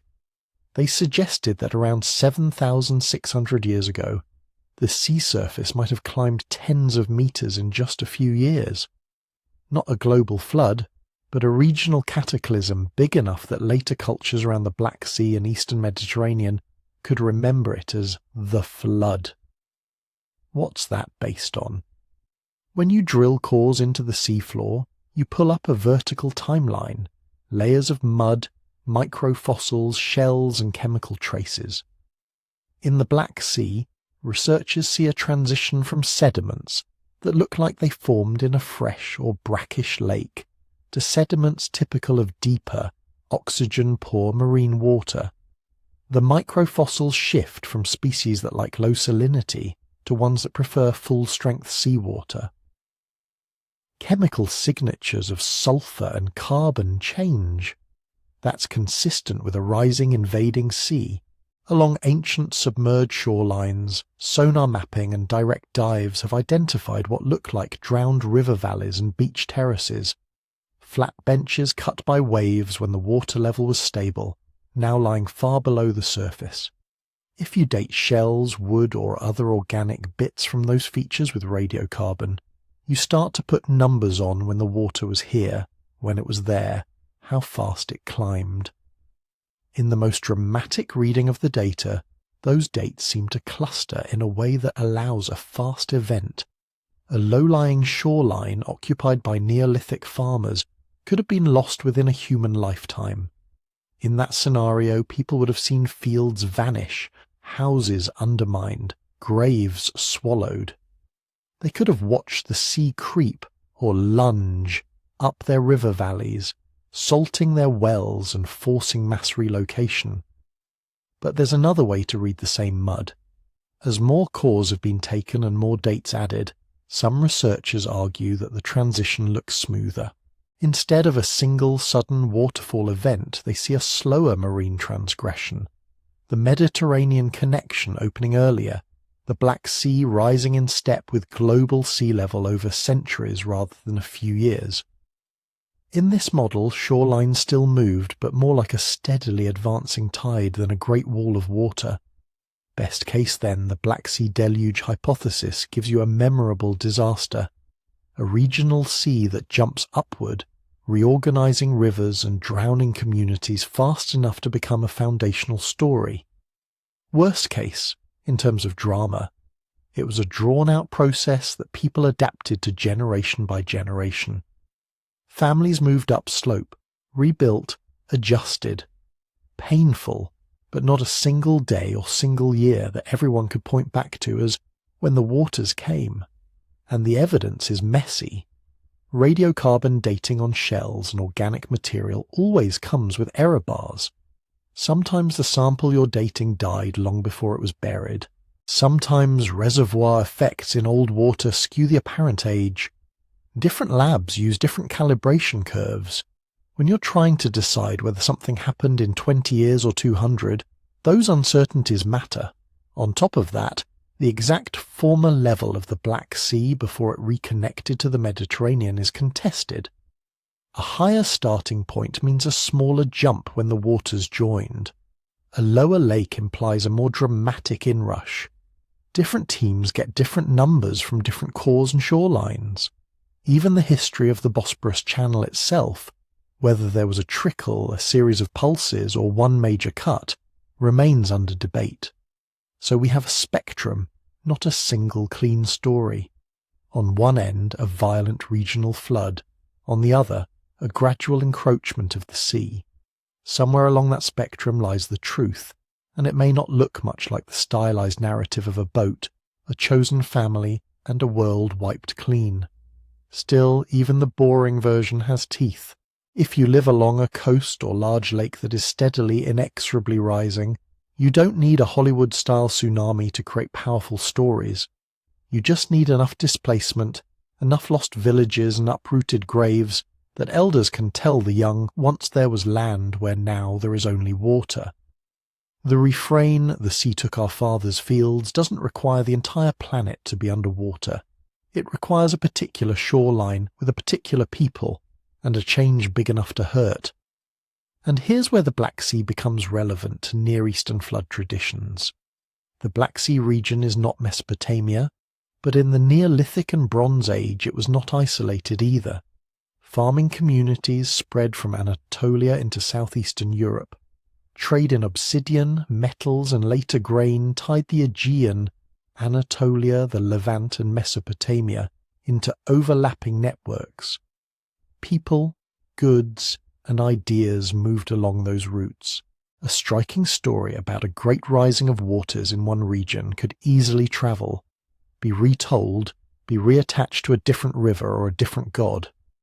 That doesn't mean Noah is secretly a Black Sea farmer, or that the Atrahasis tablet is a veiled geological report. It means that a region that likely did experience notable shoreline changes, whether abrupt or stretched out, sat upstream, culturally speaking, from the literate civilizations that give us our earliest written flood myths. Memories, rumours, and theological reflections can drift a long way before they crystallize on clay. So where does that leave the Black Sea deluge idea? We can say with decent confidence that global sea level rose sharply after the Ice Age. The Black Sea shifted from a more isolated, fresher basin to a more open, marine one. Shorelines moved and some human settlements were likely drowned. We can also say that the scale, speed, and human impact of that transition are still under active debate. No core or sonar scan has yet given us a tablet that reads, "This is the flood that became all the stories." As with so many pieces of this puzzle, the Black Sea hypothesis is suggestive, not decisive. It offers a plausible regional catastrophe, or a series of smaller catastrophes, that could feed into a broader stock of flood memory in the Near East. It reminds us that some myths may carry the echo of real shorelines, real basins, real breaches, but by itself it cannot carry the weight of every flood story on Earth. To understand why such stories appear not just around one inland sea, but across continents, we have to zoom out from a single strait and look at what the end of the Ice Age did to coasts and rivers everywhere. When you zoom out from the Black Sea and look at the planet after the last Ice Age, one thing jumps out immediately. The water was going up, everywhere. At the peak of the last glacial maximum, around 20,000 years ago, so much water was locked up in continental ice sheets that global sea level sat roughly 120 metres lower than it does today. Coastlines were not where our maps put them. Continental shelves that are now underwater were broad exposed plains. River mouths were far out from today's beaches. Island chains we know now were joined by dry land. Then the ice started to melt, not in a single rush, but in a series of steps. As the great ice sheets in North America, Northern Europe, and elsewhere retreated, their stored water drained back into the oceans. Global sea level rose on average more than a centimetre every decade for thousands of years. Over a human lifetime, that might be a barely noticeable shift. Over many generations, it was a tidal migration of the shoreline. This had two big consequences for flood stories. First, it created vast drowned worlds. The land that now lies under the North Sea was once Doggerland, a low, marshy, river-laced landscape connecting Britain to the European mainland. The broad shelf off Southeast Asia, now under the South China Sea and Java Sea, was a huge subcontinent sometimes called Sunderland. The Persian Gulf today is a shallow basin. With sea level down, it may have been a fertile river valley where the Tigris, Euphrates, and other streams braided together before reaching the distant coastline. Second, it hid the evidence. Most of the best places to live during the Ice Age and its aftermath were precisely those river valleys and coastal plains that are now submerged. Flat ground, fresh water, abundant game, rich soils along estuaries. These are magnets for human settlement in any era. If small farming villages or forager camps hugged those ancient shorelines, their remains are now tens of meters underwater, buried in marine sediments, hard to find and harder to excavate. We get glimpses. Sonar mapping reveals ghostly river channels carved into continental shelves. Submerged shorelines show up as benches and terraces. Here and there, divers and underwater archaeologists have found tools, hearths, and even structural remains now far below the waves. But building a detailed picture of who lived there when they abandoned those spots and how the water rose over their lifetimes is slow work. From the human perspective, though, we can sketch the outlines. Imagine being part of a community living near the mouth of a great river on that lower Ice Age coastline. At first, the sea is a distant blue line. The river runs broad and slow across a flat plain. Every year, maybe there are seasonal floods, but they come and go. The land dries. Life goes on. Over generations, elders start to notice that the marsh is creeping inland, that the good fishing ground is closer, that the salt wedge in the estuary bites a bit further upstream than it used to. A few families move their houses to slightly higher ground. Fields closer to the river get waterlogged more often. Graves, once safely on a low-rise, now sit like islands in a bog. At some points in the deglaciation, that creeping could turn into surging. The global sea level curve is not a smooth line. Superimposed on the overall rise are faster meltwater pulses when ice sheets collapsed more rapidly. One of the best known, meltwater pulse 1A, around 14,500 years ago, may have driven sea levels up by 10 to 20 meters in just a few centuries. Even if you spread that out, you're talking about coastlines retreating tens of meters inland in a single human lifetime, and far more over 2 or 3. Locally, that kind of rise can be amplified. If a low-lying coastal plain tilts gently toward the sea, a small vertical increase in water level can translate into kilometers of horizontal shoreline retreat. Estuaries can backflood. River channels can jump course. Wetlands can suddenly become bays. From the inside, that doesn't feel like global sea level is responding to deglaciation dynamics. It feels like the sea is coming. People in those zones would have had to move, and move again. Camps abandoned, fishing spots lost, ancestral trees killed by salt, burial grounds eroding away. The story available to memory is simple and powerful. There was land, and the water took it. Our people used to live out there, where only waves are now. The ancestors' houses are under the sea. That kind of sentence is myth-ready. Notice how it differs from a river flood story. In Mesopotamia, in the Atrahasis and Gilgamesh traditions, the emphasis is on the river breaking its banks, rain pounding down, the waters rising over houses and fields in a single terrible event. The danger comes at you from upstream. The gods send a storm, the river becomes a weapon. A post-glacial coastal narrative has a different flavour. There, the water doesn't just rage and recede. It claims territory. It rewrites the map. You can't just mop up and plant again. You have to leave. That's closer to some Greek and possibly Black Sea-adjacent traditions where parts of the landscape vanish, where coastlines themselves are transformed. It may echo in stories around the Indian Ocean and Pacific, where people say their grandparents once walked between islands that now require boats. You don't need direct borrowing for those similarities. Put human communities on any broad, low coastal plain during a time of rising seas, and the same basic pattern repeats. Gradual encroachment, punctuated losses, forced migrations upslope. A sense that the boundary between land and ocean is no longer stable. Add 1 or 2 especially bad years. Storms pushing high tides onto already stressed shorelines, collapsing dunes or levees, and the experience can crystallize into a single remembered great flood, even if the underlying driver was a centuries-long sea level trend. Meanwhile, inland groups living along big rivers will tell a different genre of water story, shaped by their own hazards. Sudden snowmelt surges, monsoon failures and then overcorrections, ice jams on glacial rivers.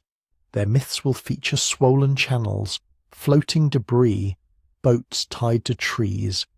The water rises and falls, but the overall coastline stays put. When we put all this together, post-Ice Age sea level rise doesn't give us one neat, global apocalypse. It gives us a patchwork of regional experiences, submerged shelves in Europe and Asia, drowned valleys in what's now the Persian Gulf, retreating deltas in South and Southeast Asia, constantly reworked estuaries around every continental margin. Each one is capable of generating its own refrain. The sea took the land. And because humans everywhere had broadly similar relationships to coasts, fishing, trading, farming floodplains, burying their dead on what they thought were safe rises, it's no surprise that echoes of that refrain turn up in very different cultures. No conspiracy, no single shared eyewitness narrative required, just a shared geology. To push this deeper, though, we need to look not only at slow encroachment, but at moments when climate itself snapped, when temperature and ice and rainfall patterns lurched rather than drifted. Those are the times when rising water stories might turn especially sharp. The most famous of those snaps has a name, the Younger Dryas. The Younger Dryas sits like a speed bump at the end of the last ice age. For thousands of years the planet had been warming, ice sheets retreating, seas rising, ecosystems marching uphill and poleward. Then, roughly 12,900 years ago, the trend slammed into reverse in many parts of the Northern Hemisphere. Temperatures in Greenland dropped back to near glacial levels in just a few decades. In ice cores it shows up as a knife edge. To people on the ground, it would have felt like the world changing its mind. This sudden chill lasted for about 1,200 years. Then, just as abruptly, around 11,700 years ago, the climate flipped back into a warmer, more stable mode, the one we've been living in ever since, the Holocene. That double lurch, cold snap, and then rapid warming is what we call the Younger Dryas. Why does this matter for flood stories? Because the Younger Dryas wasn't just about temperature, it scrambled water. Cooling in the North Atlantic likely altered ocean circulation, which in turn shifted storm tracks and monsoon systems. Some regions got colder and wetter, others got colder and much drier. Glacial meltwater pulses appear to cluster around its beginning and end. Lake levels rose in some basins, crashed in others. River regimes changed. Snowlines moved.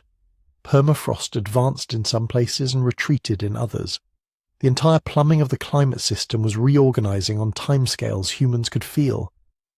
But this reorganization played out differently from place to place. In parts of the eastern Mediterranean and the Levant, pollen records show forests pulling back, steppe and desert plants expanding. That's a signal of dryness, reduced rainfall, more frequent drought. Yet nearby, lake sediments sometimes show episodes of higher stands and sudden flooding, as runoff patterns changed and storms concentrated in new seasons. In Central and Northern Europe, cooling meant longer winters, delayed thaws, and a higher chance that rivers would flood violently when they finally broke free of ice. Ice jams, snowmelt pulses, unstable slopes shedding debris into channels, all of that makes for unpredictable, sometimes catastrophic high water. The same shift that withered crops could also turn a quiet stream into a hazard. Further afield in monsoon-fed regions, what mattered was not ice sheets overhead, but the way global circulation fed or starved the rainy season. Some areas likely saw shortened or weakened monsoons, years where the standard pattern broke and the field stayed dry. In other phases, the monsoon may have come back with a vengeance, dumping water onto landscapes that were no longer buffered by dense vegetation, triggering erosion and flash floods. That's the important thing about a climate shock like the Younger Dryas. It doesn't just make things colder everywhere, it shuffles the deck. Rainfall, snowpack, storm intensity, the timing of seasons. Different regions draw different cards, but they're all playing a harder game. Now imagine communities living through that. Groups that had followed herds and ripening plants along familiar routes suddenly find those routes broken. Springs that used to run year-round fail in dry years. Lakes that anchored seasonal camps shrink into mudflats. In other regions, rains come at odd times, cutting off paths with swollen rivers or turning lowlands into marsh. The safe spots your grandparents told stories about are no longer safe. People adapt, but adaptation has a cost. Some sites are abandoned. New camps are established on higher ground or closer to still reliable water sources. Small bands cluster around refuges, putting more pressure on game and wild plants. Where early cultivation was beginning, these shifts could be brutal. A patch of land that had seemed like the perfect place to start tending cereals might fail 3 years in a row under a new rainfall regime. That's not just an adjustment, that's a crisis. Climate stress turns into social stress.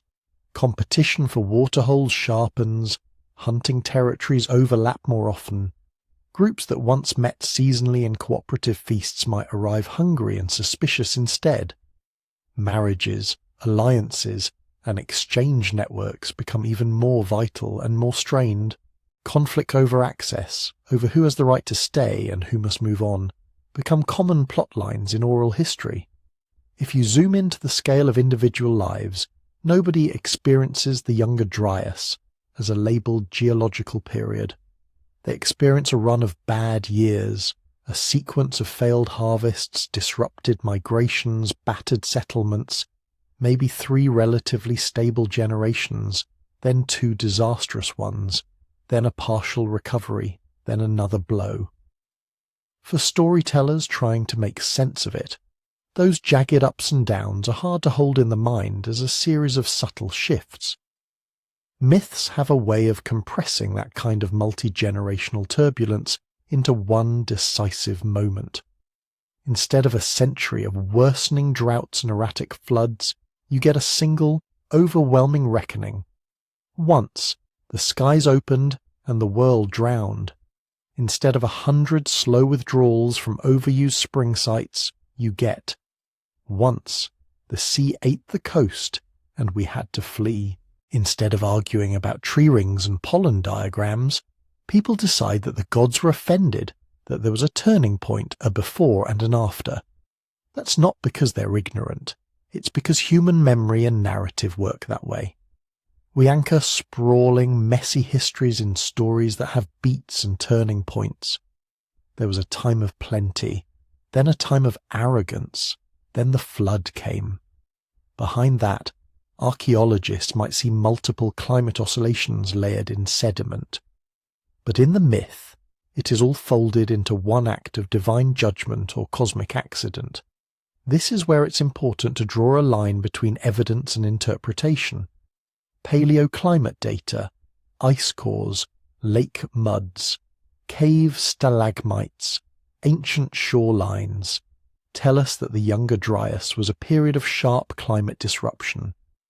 They show abrupt changes in temperature, in rainfall, in the behaviour of rivers and lakes.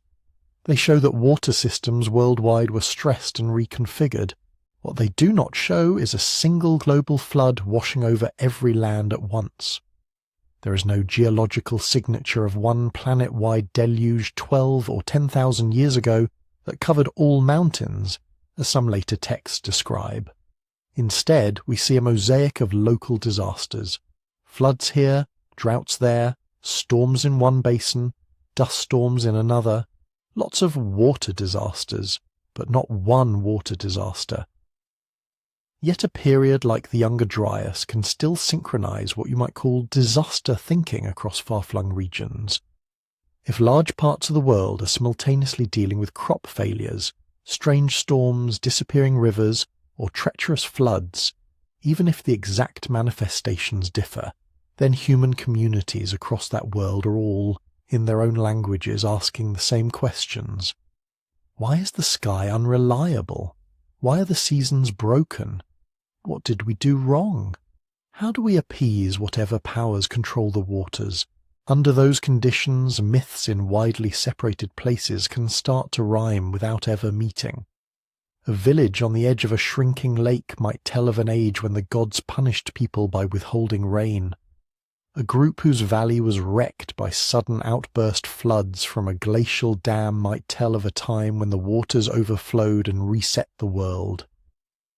Both tap into a shared emotional climate, vulnerability before forces that control water. Over generations, as the climate finally stabilizes into the Holocene, the lived crisis fades, but the stories harden. They become part of identity, of ritual, of law.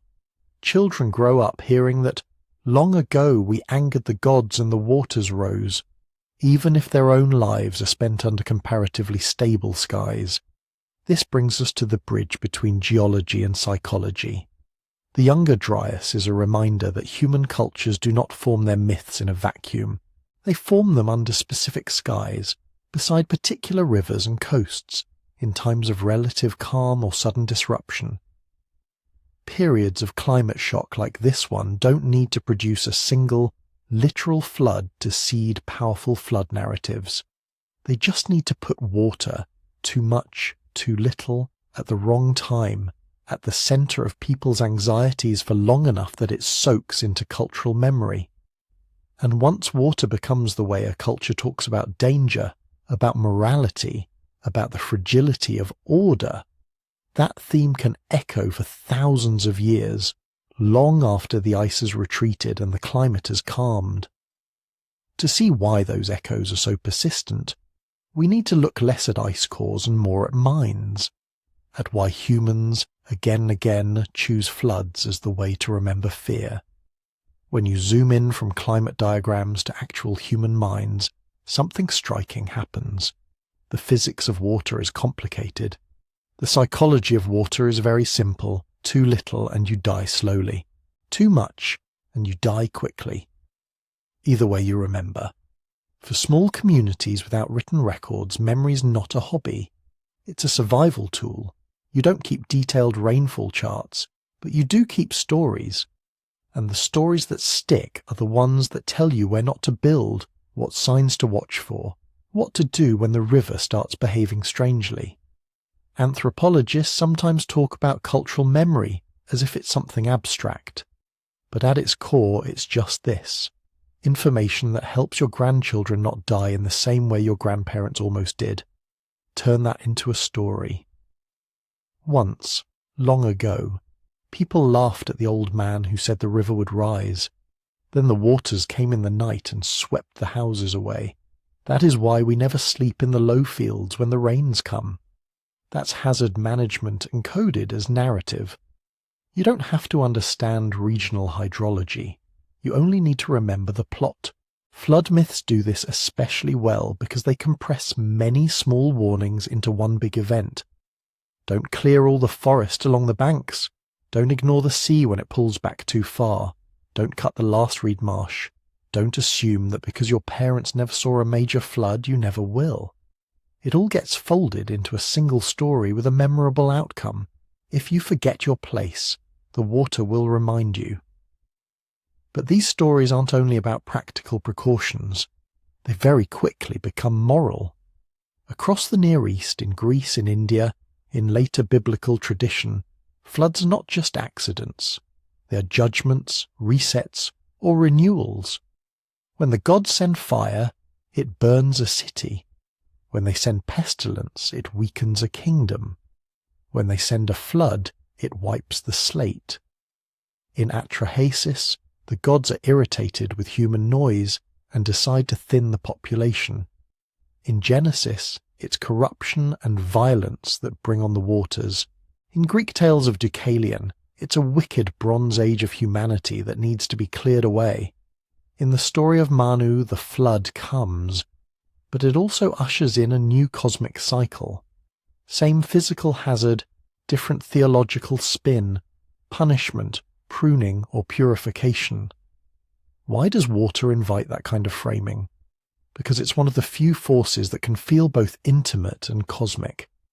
Everyone knows a stream, a well, a rainstorm. Everyone has seen water trickle, pool, evaporate. But in a flood, that familiar substance suddenly behaves like an impersonal god. It ignores property lines, status, age, and intention. It erases distinctions you thought were permanent. That makes it a perfect metaphor for moral order. If you live in a hierarchy where some people are powerful and others aren't, a flood is a reminder that there is a higher level of judgment where those distinctions may not matter. When texts say, all flesh, or all mankind, were swept away except the chosen, they're using the physical reach of water to make a point. No one is outside the system.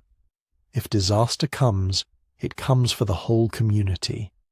And within that big sweeping judgment, certain archetypal figures recur with eerie consistency.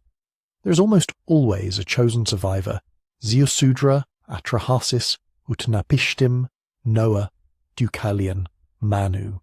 He is warned. He listens. He prepares. He endures. Sometimes he's righteous, sometimes just lucky, sometimes simply the one who listens to the talking fish or the wise god. There are often saved animals. In Mesopotamia and in the Bible, they go onto the boat in pairs or in groups. In India, Manu preserves the seeds of the life, plant an animal, to repopulate the earth. The pattern is the same. The world will be reset, but continuity must be protected.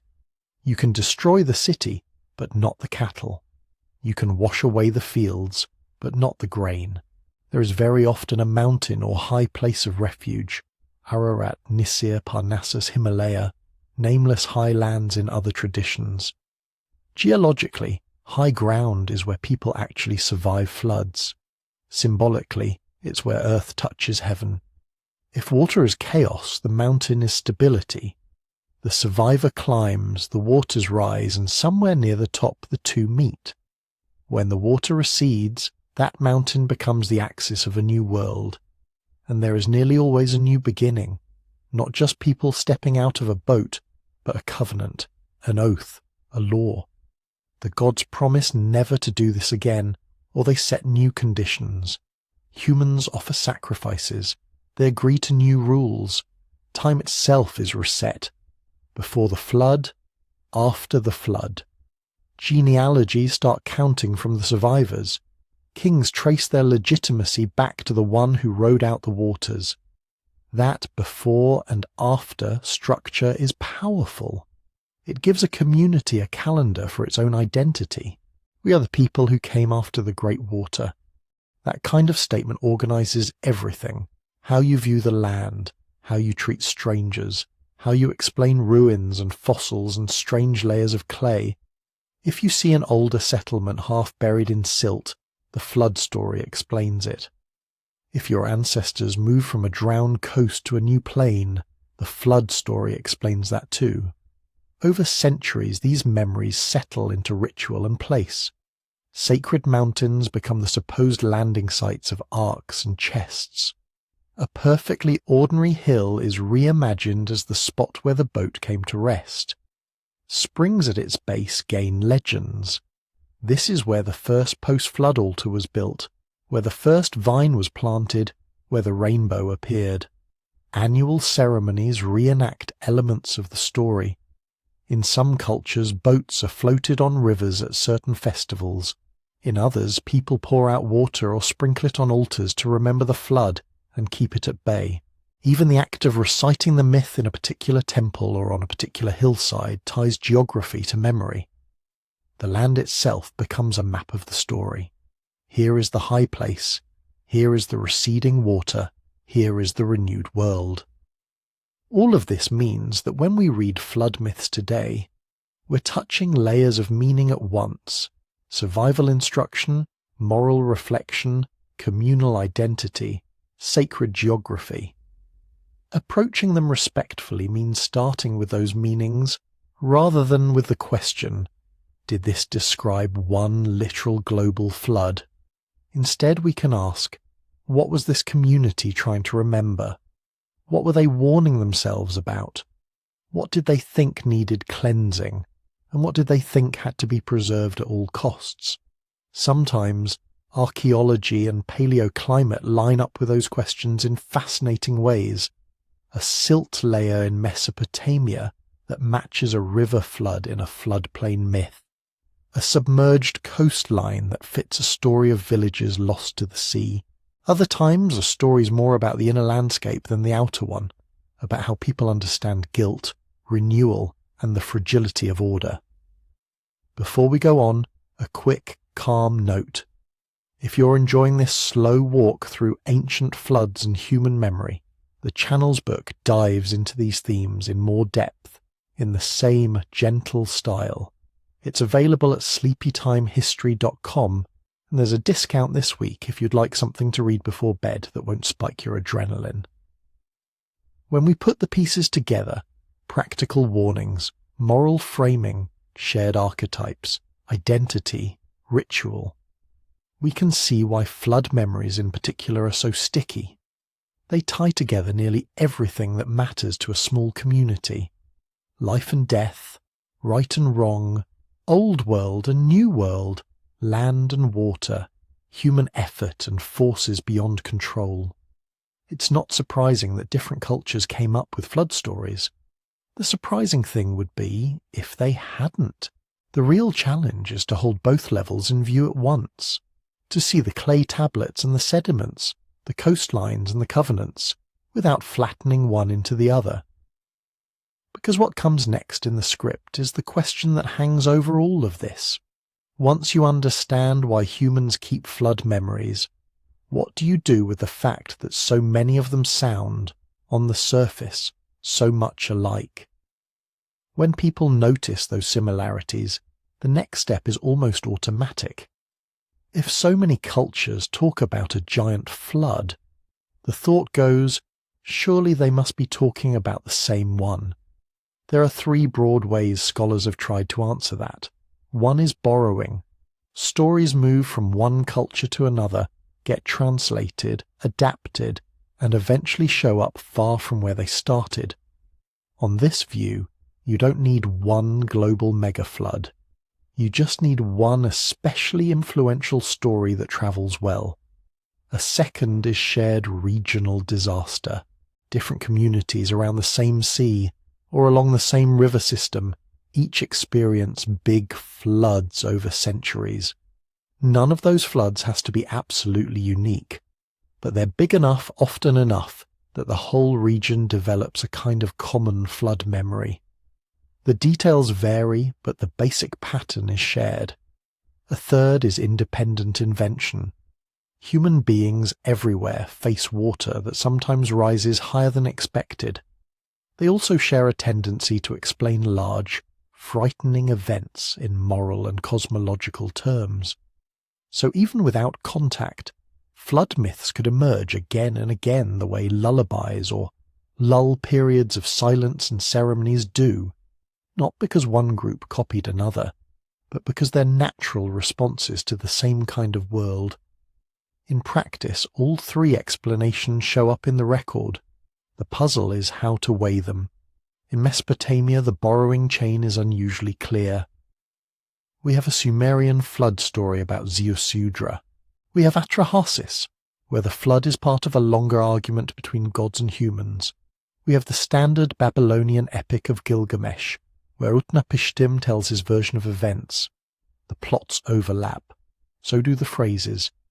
You can watch scribes in the 2nd millennium BCE taking older traditions and reshaping them for new literary and theological purposes. When the book of Genesis is finally written and edited in the 1st millennium BCE, the flood story in it lands in a cultural world where Mesopotamian flood literature has been circulating for a very long time. Hebrews and Judeans have contact with Babylonia and Assyria, experience exile, live among people who recite and copy their own ancient epics. It would almost be stranger if no motifs crossed over. Here, borrowing isn't a guess. It fits the evidence. written texts we can date, clear parallels in structure and wording, and known contact zones where scribes and storytellers met. But underneath that literary chain, something more basic is going on.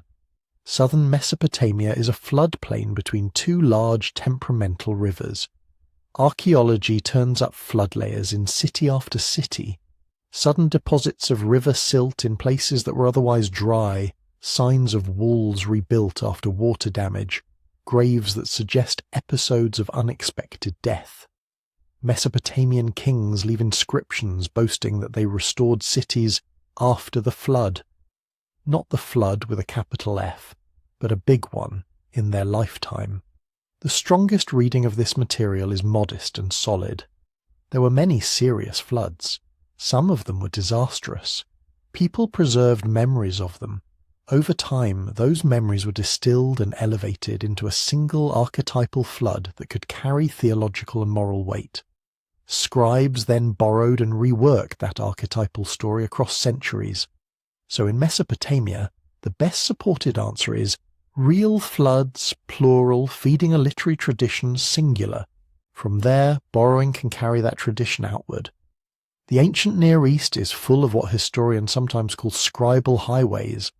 Diplomats, merchants, priests and scholars move between palaces and temples carrying tablets, languages, and gods with them. Egypt and Canaan know Mesopotamian stories.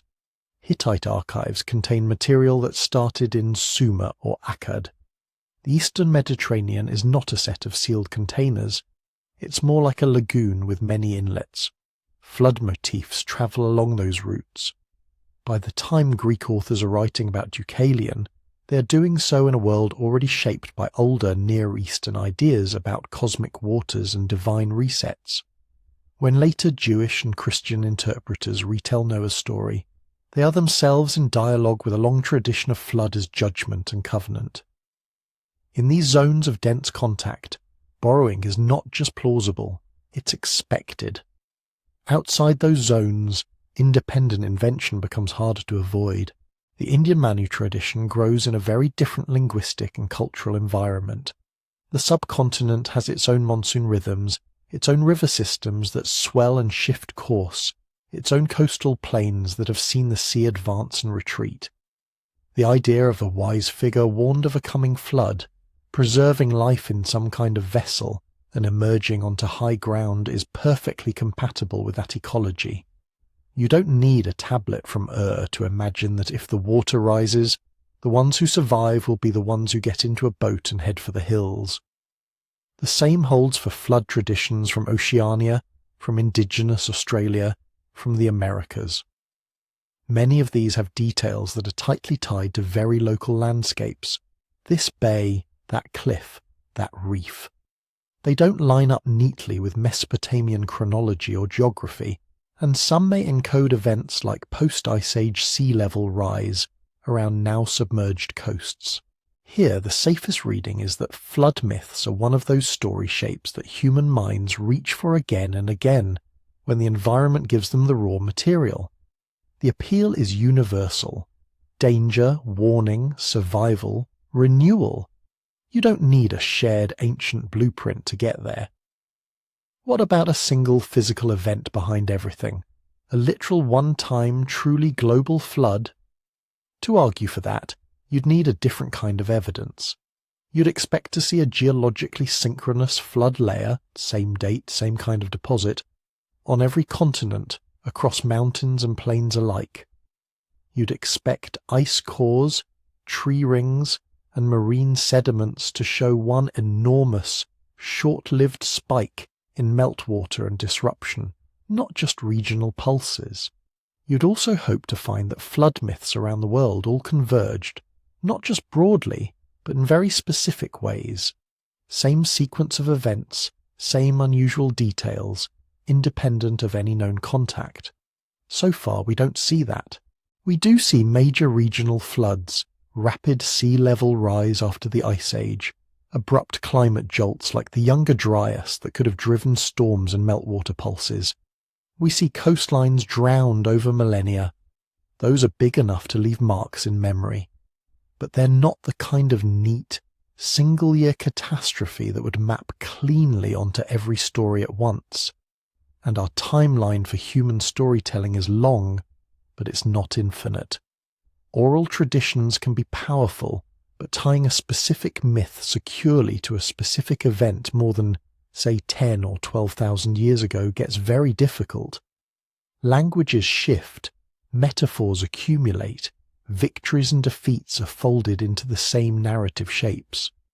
By the time someone writes the story down, it may be carrying centuries of layered meanings.